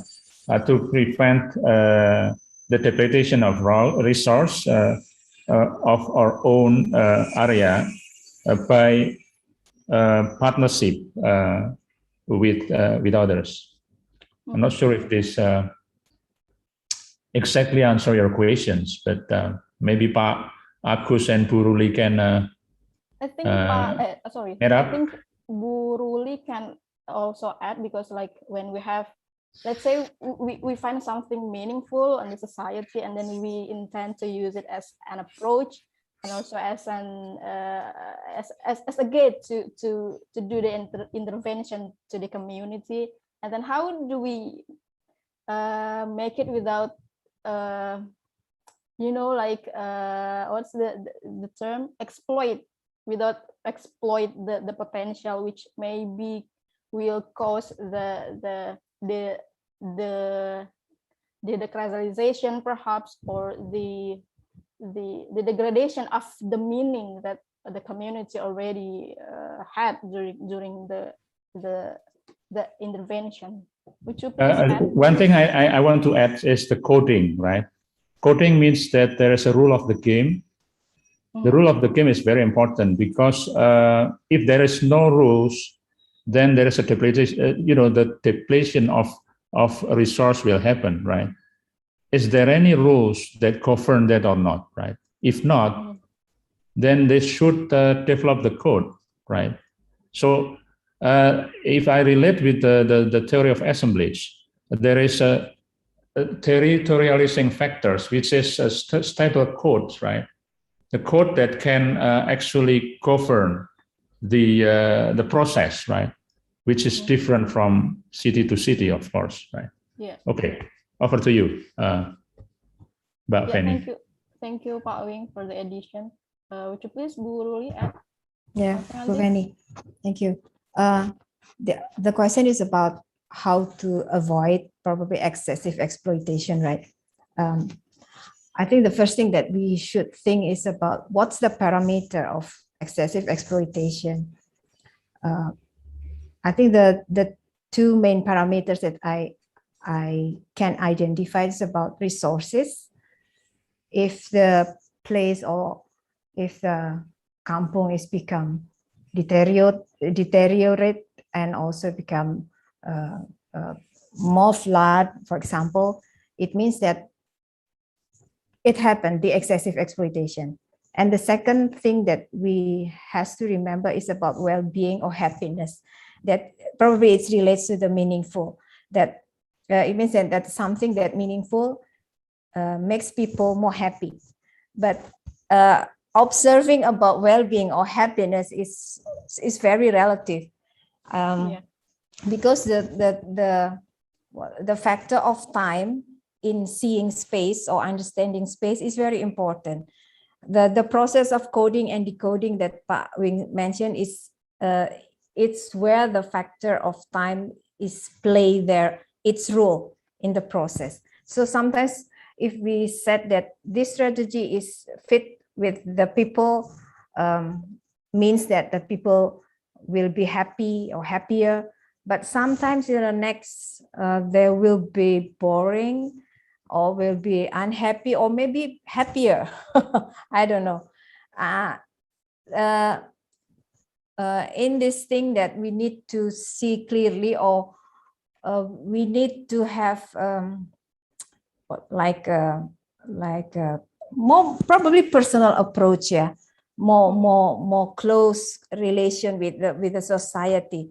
What happened not only at this time when we propose a strategy, but also in the next 2, 3 years, 5 years, and etc. to see the sustainability that I said before. That's Fanny from me. Thank you. Yeah, okay, thank you, Bu Ruli. Pak Agus, would you like to add something on this? Sorry, what question, Fanny? It's like when you finally find Kansa something question. that, yeah, how to prevent the Yes. exploitation of the culture, or maybe the value that can be offered to make a creative city. Probably you can link to the context of Majalengka, Pak. Okay, so I think this is my finding is this is my sorry. Okay, my concern is about the cultural capital. Yeah, I also okay, sorry. I also use the Duvey's concept of cultural, economic, social, cultural capital based on Bourdieu thinking. Okay, the Bourdieu is saying that they're not only capital is not only economic. Mario also say that in yesterday that he mentioned about the social capital, but Bourdieu expanding it. That's not only economic. Capital is not only economic, but also social and cultural, and also symbolical. It's more difficult. Yeah, it's symbolical is and problematic if you use symbolical. So I only use capital is economic, social, and cultural. Dove said that refer to Bourdieu that the social capital is related to our relationship in the society. If we join the group, we have the social capital. But if we leave the group, we lost our social capital. But in cultural capital is embedded in ourselves. The cultural embedded is not a disappear. We lose. We left the group. Dove defined the cultural capital is skill, knowledge, manner, and credential that acquired through education and upbringings.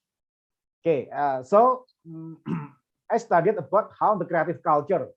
Okay, my finding is this is a transformation. It's not only circulation, but a transformation. Creativity is about to transform the cultural capital into the economic capital, or vice versa. My study before in coffee community in Bandung, and it called Manual Brew community. They started not by economic motive, but the cultural motive. They love they love the passion, the knowledge about the coffee, and they create community. And then some of them they have many cafe. They become rich. Before maybe Fanny that we have to enjoy the small cafe on the order of Manual Brew community. Yeah? Okay, we just enjoy the coffee, and the one of the cafe owner now maybe before the lockdown, before the pandemic, they have a restaurant, the big cafe. How he put the strategy? They use the social capital to transform his social capital into economic capital. So in Majalengka, what is struggling? What is the struggle by the Jatiwangi Factory? Jatiwangi Factory is struggling the cultural capital of Majalengka, Jatiwangi, the heritage, the proud of the terracotta culture. The problem is how it transformed into the cultural capital, into economic capital, because the entrepreneurs just say what Jatiwangi said is only promotion, not give a direct economic impact. So the Mhm. premise is my premise is using the social capital. Okay, and it happened. Yeah, it happened. The social capital. I discussed with the JAV. I discussed with the government. They still constructing many monument, terracotta monument in everywhere in Majalengka, and they not with the big economic capital, but it's shared within community. Share the achievement, the monument in community, and I believe it can be impacted that the entrepreneurs can, I can do this, I can do this, and the consumer, I can put the terracotta product to my house. Okay, I think my arguments, how creativity is about transforming cultural capital into economic capital and vice versa, is still happening. Yeah, it's still becoming, in Majalengka. Gitu. Yeah, okay. Still becoming, not this is a process. not finished. Okay. Yeah, thank you, Pak Agus. Also, maybe I'd like to extend a little bit about this conversation with all the speakers, because like in vernacular studies, we also find this phenomenon being widely found in the field. I mean, like the vernacular community are prepared to perform this kind of, people call it exotic culture, that's a performance, dance, and things cultural, and then they transforms it into economic values. And during the process, some of the cases are found that the community and then start to detach from this cultural meaning of their culture. So it's like again, it's tricky, because like, yes, we can use it to generate the economic activities, to help people to be more welfare in their environment, but also on the other hand, it potentially will cause this kind of degradation of the cultural meaning. So I think this is what Hansa really want to pursue through her question. And yeah, can I add last comment, maybe? Yeah, please. For these questions, this relates to, again, my own experience. About 20 years ago, I met Indian architects. You can Google it. His name is Laurie Baker. He already passed away. Laurie Baker. Laurie Baker is very famous in India. He's a British architect, and I visited his home in Trivandrum in Kerala, and I interviewed him. And one of the things that relates to the Bu Ruli's suggestion of sustainability. He always start the design with the questions: is it necessary? Mm-hmm. If it is not necessary, then don't do it, right? So this kind of attitude, I think, is very important in trying to control the the resource and the depletion of resource, as mentioned by Mbak Hansa, right? I guess that's small things that I want to add. Thank you. Yeah, thank you, Pak Wing. I think it's a very nice set that we have to have this kind of attitude towards the community we are working with. Okay, I think we can move on to the next question. It's from Raja Ingan. Fanny, maybe. I think it's. Yeah. Yes, Pak Agus. Sorry. Before Kansa, Raja Ingan is.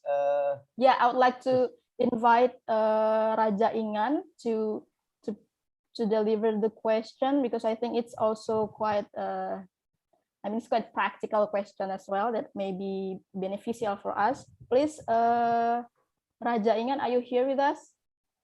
Yes, I'm here. Hello. Yeah. Hello, please. Okay, I'm Raja Ingan Budi from ITB. My question for Mr. Agus Ekomadyo. Okay. Yeah, go ahead. Okay. you had a presentation and tell us about what can you do to make others, to make other actors do something that you want. And I know I had read reassembling the social, and it's so complicated. Yeah, it's so complicated. I have to read from the part 2 and then go back to part 1 to deploy the controversy. So action is overtaken. And now I'm so curious about action is overtaken, because engineers can produce an alternative of social problems, but maybe they will confuse to determine which actors that can make strategic effects as better solution. Sometimes an actors, both human and non-human, difficult to associate with cultural embeddings. Okay, that's all. Thank you, Mr. Agus. Okay, thank you. Yes, Yes, please, it's a very difficult question. Okay, Raja. I think you are, if you're reading the letter, maybe. Okay. In reassembling the social, before later conclude this thinking, he said about the mediator at last. So, in my opinion, Latour talk to us. If you confused about the complexity, please just what if it hold one word, mediator. Jadi, so if we want, if we don't understand what Latour think about the complexity, uncertainty, and how he should guess to make the social flat, etc., etc. One word, he said he get to us that mediator at last. Theoretically, maybe Pak Wing and Bu Ruli can share the experience in practical, how they create mediators to bridge the different world, maybe the intellectual, the university world, and the Kampung village world, gitu, just like this. The first is in Latourian terminology, we use the mediator. Before he said about mediator, he said two kind of to mediating the different word. The first is articulator and localizer. Yes. What is articulator? Articulator is someone that can express something, just like we talk and express something clearly. If we talk, our tongue and our lips is articulate. If not, if they are not articulated, so we can pronounce something. It's articulator. Articulator in the simple term is how make the symbol going high. The earth going to the sky. This is articulator. It's just launcher. Okay, something. If we walk to the society with the community, we need just Pak Wing said, the leader. We need a spokesperson that can express what the community want to us. Okay. The first, we need the articulator.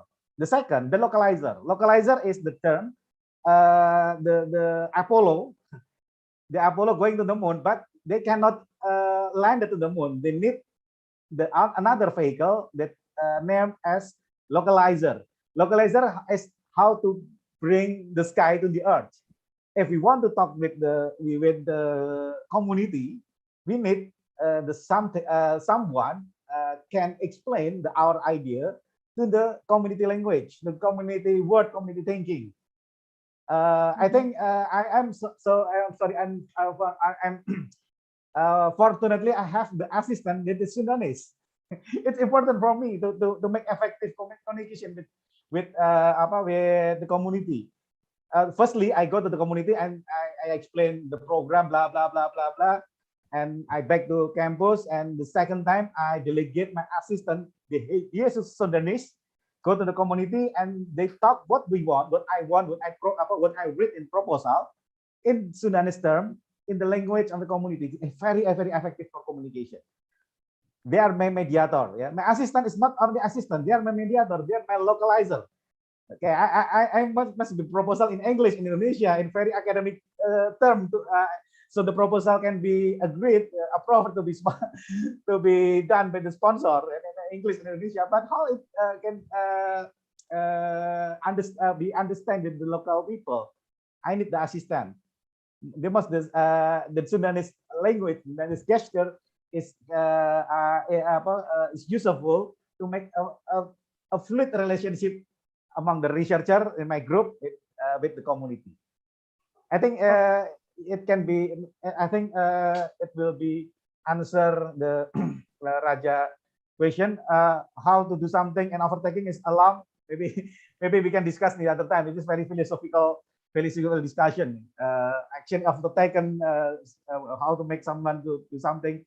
I just to try how the student can do it in their course. That's my answer, Fanny. Yeah, thank you, Pak Agus.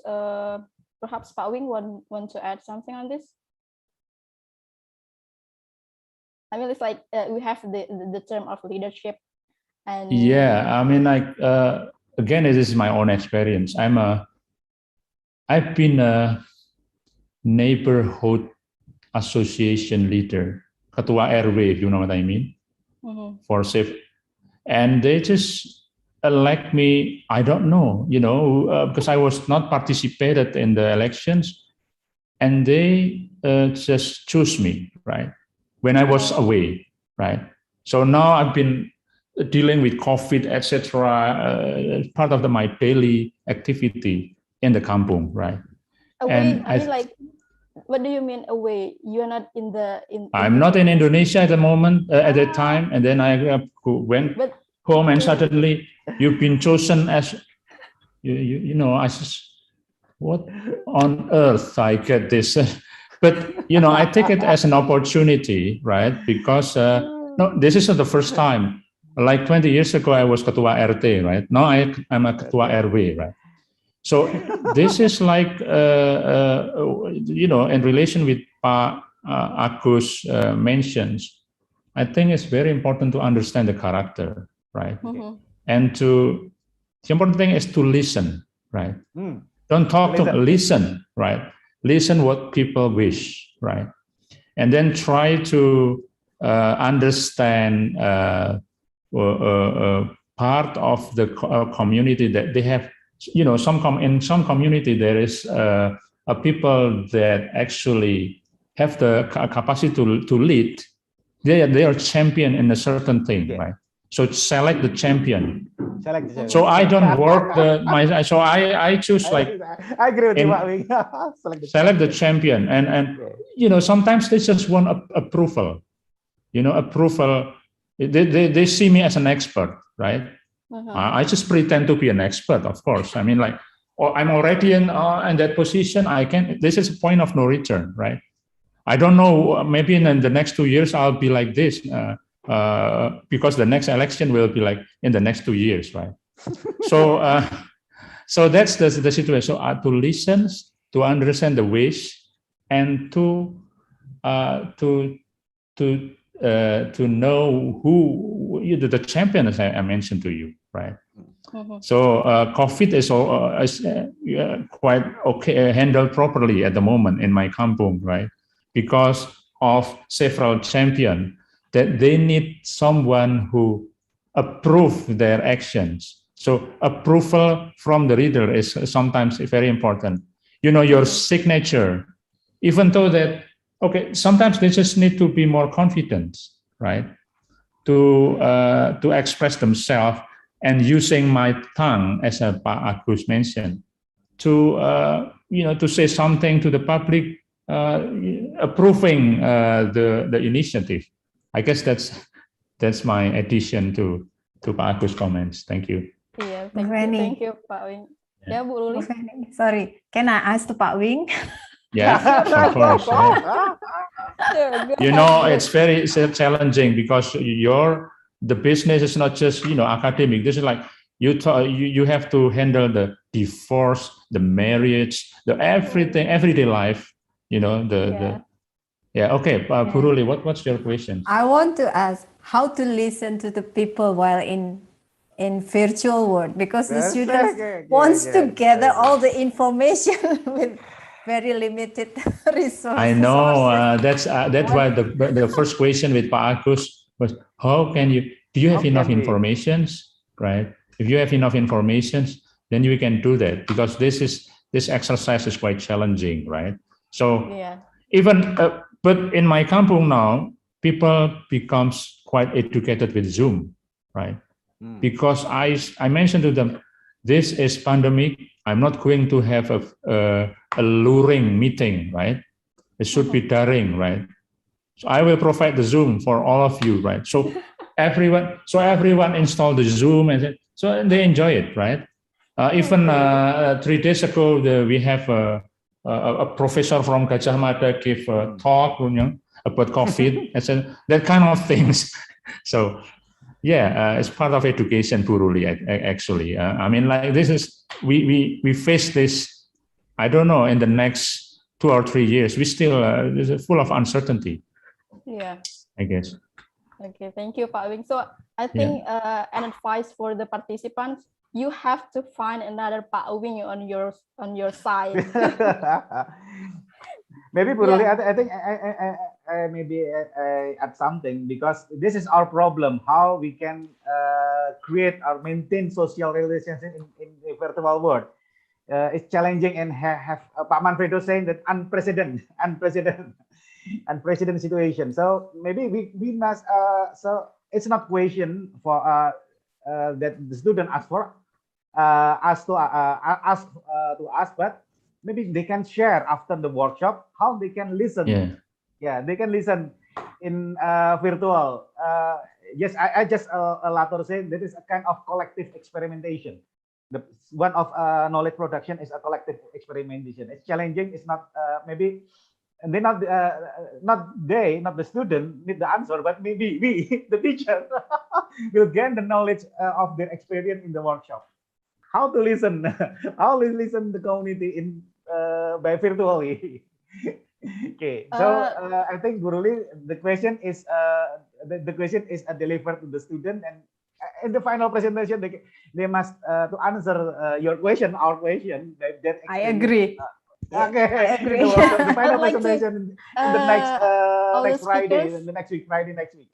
The final I'd like to presentation. invite Pak Harjo also into this Okay. dynamic discussion. Oh, Pak Harjo, are you Harjo. here with us?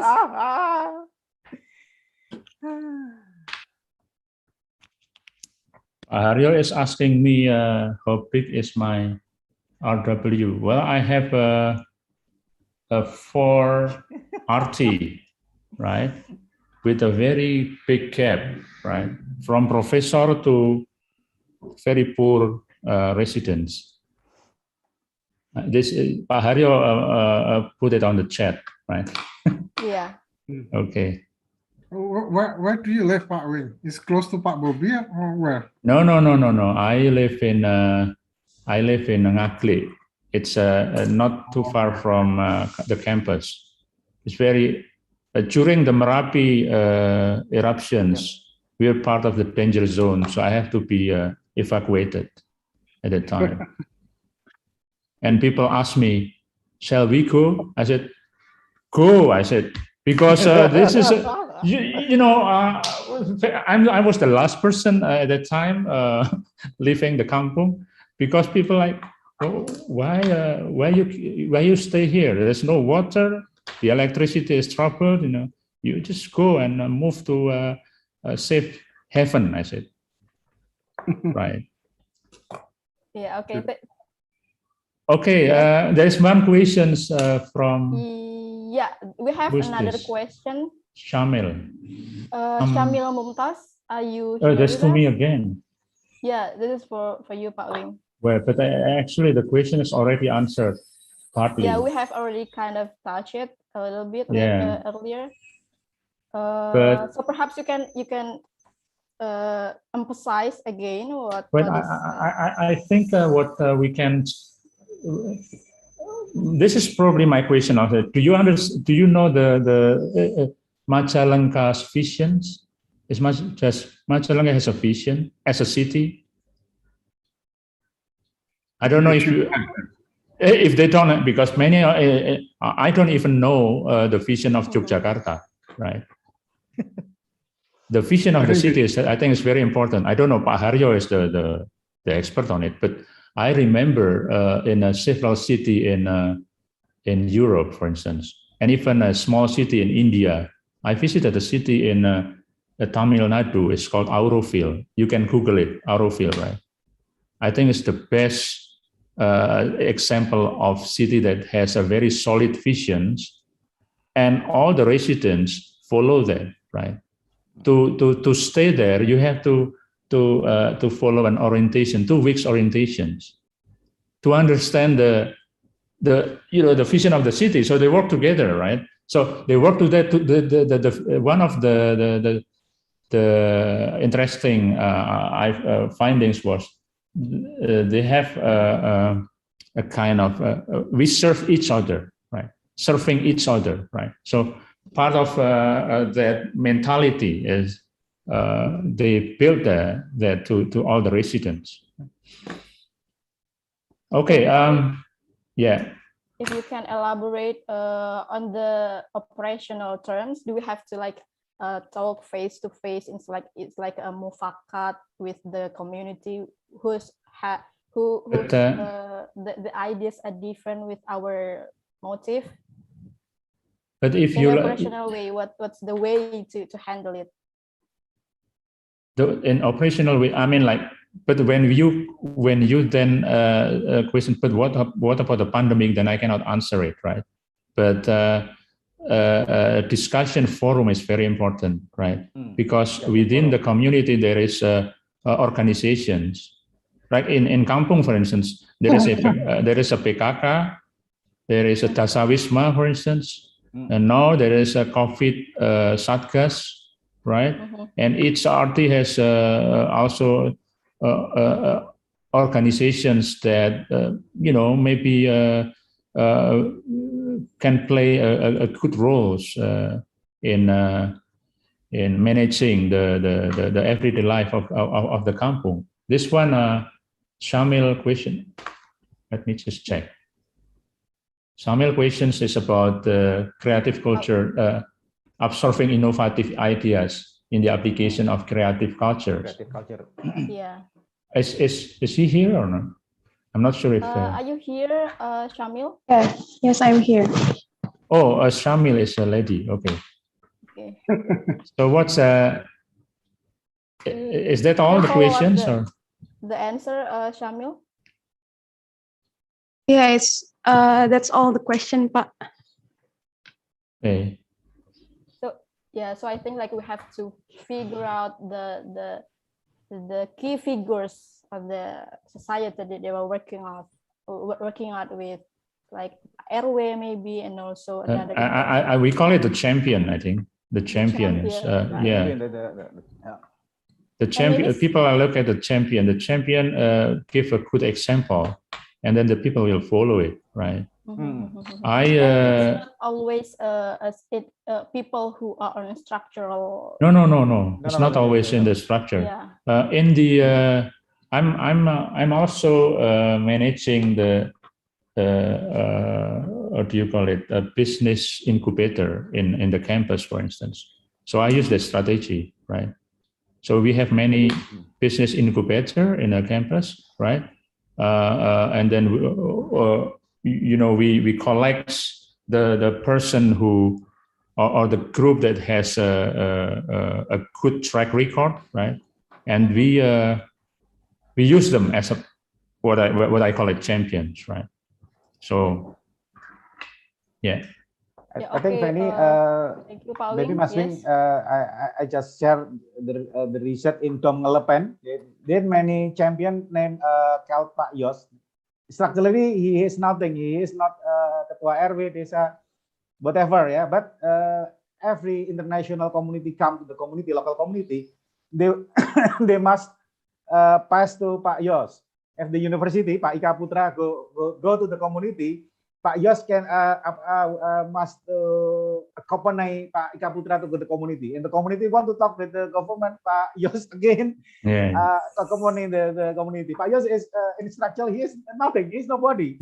But everyone to meet the other one must allow must Pak Yos, the champion, the most powerful person in the development is Pak Yos. Yeah. I think it's the informal leader. It's informal champion. Yeah. Okay. Thank you. I think I'd like to give. I'd like to ask Buruli about her presentation. In the presentation, it was said that the meaning comes later, and the question is, how do we as a designer imagine, or at least to make sure that the people will develop a positive meaning of our design proposal? And in case if the design at the end of the day gives a negative impacts on the community, how do we reserve it into? I mean, like going back to the condition that it's actually not before the intervention.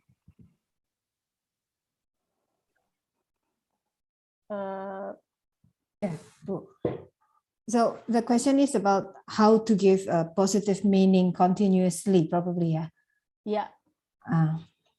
And in case we kind of degrade the meaning, how do we reserve it? How do we responsible for this interruption that we have made?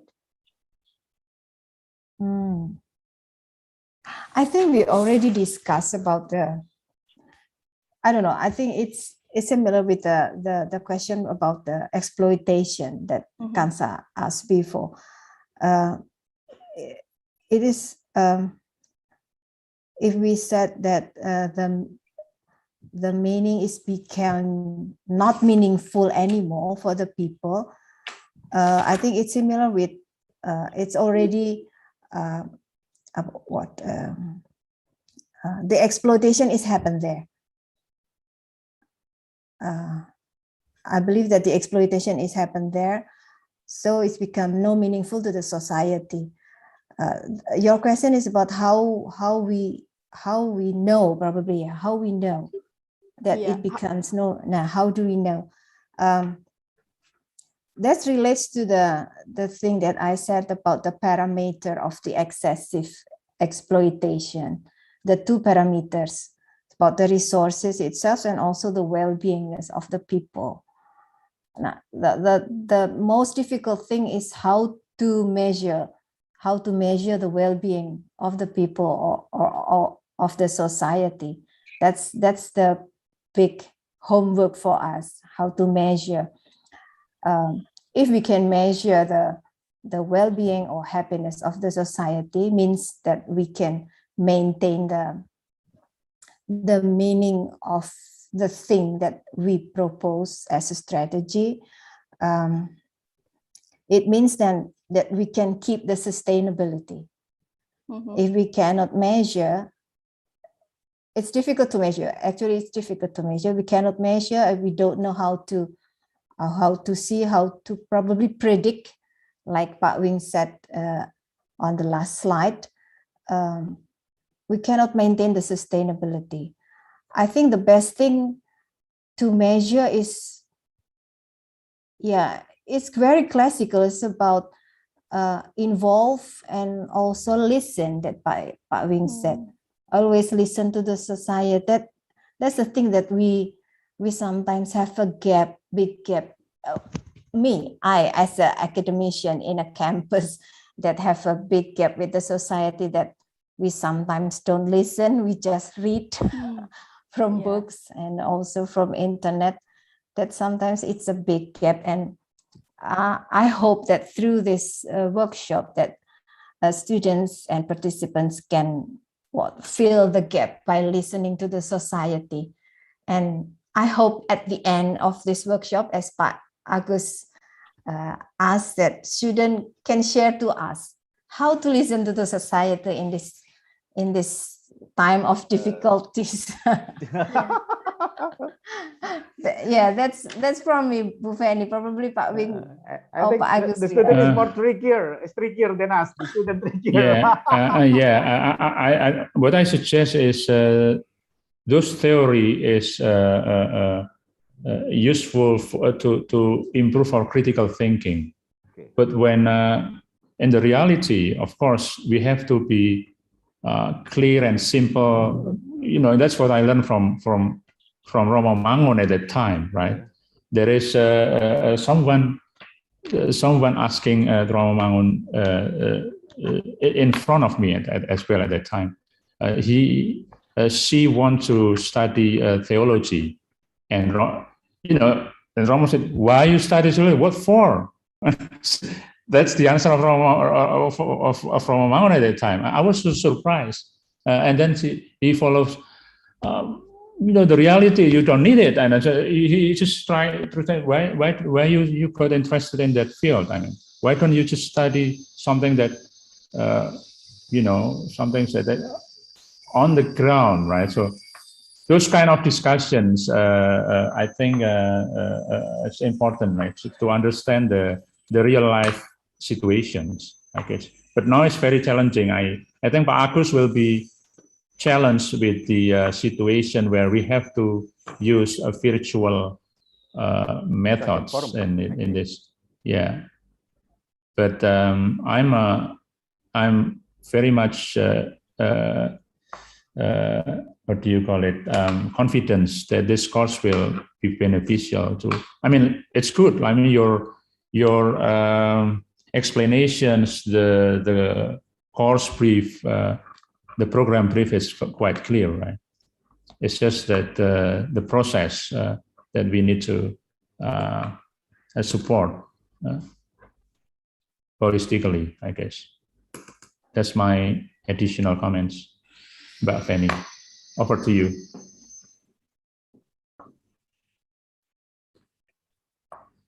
Hello, I think you're still mute.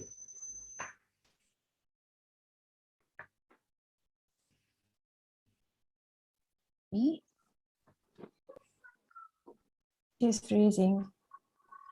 Yeah, I think she has a internet connection problem, probably. The Master of Ceremony, Kansa? Yeah. Okay. Can you, as a procedure, you have some trouble with the moderator. The MC will. I'm sorry. Okay, I thank have you. a problem here, but it's all set, I believe. Okay, thank you. I think we'll follow with the last question, maybe, which is I'd like to have to invite all the speakers to give some suggestions for all the participants, especially for those who will join in the workshop later. It's like so yeah, sure. Maybe Pak Wing, Bu Ruli, and Pak Agus have this long duration to work in the community, to observe,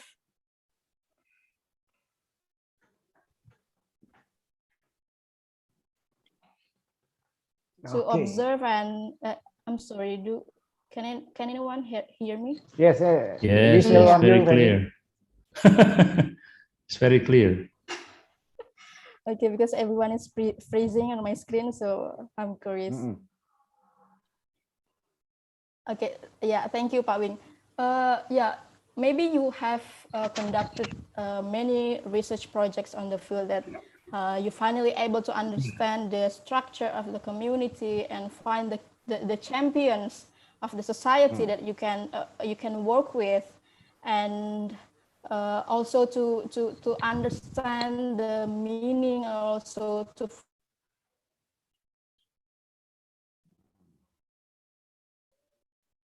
She's freezing again, I guess. Yeah, I think all the speakers already understand the question. I think you can continue probably.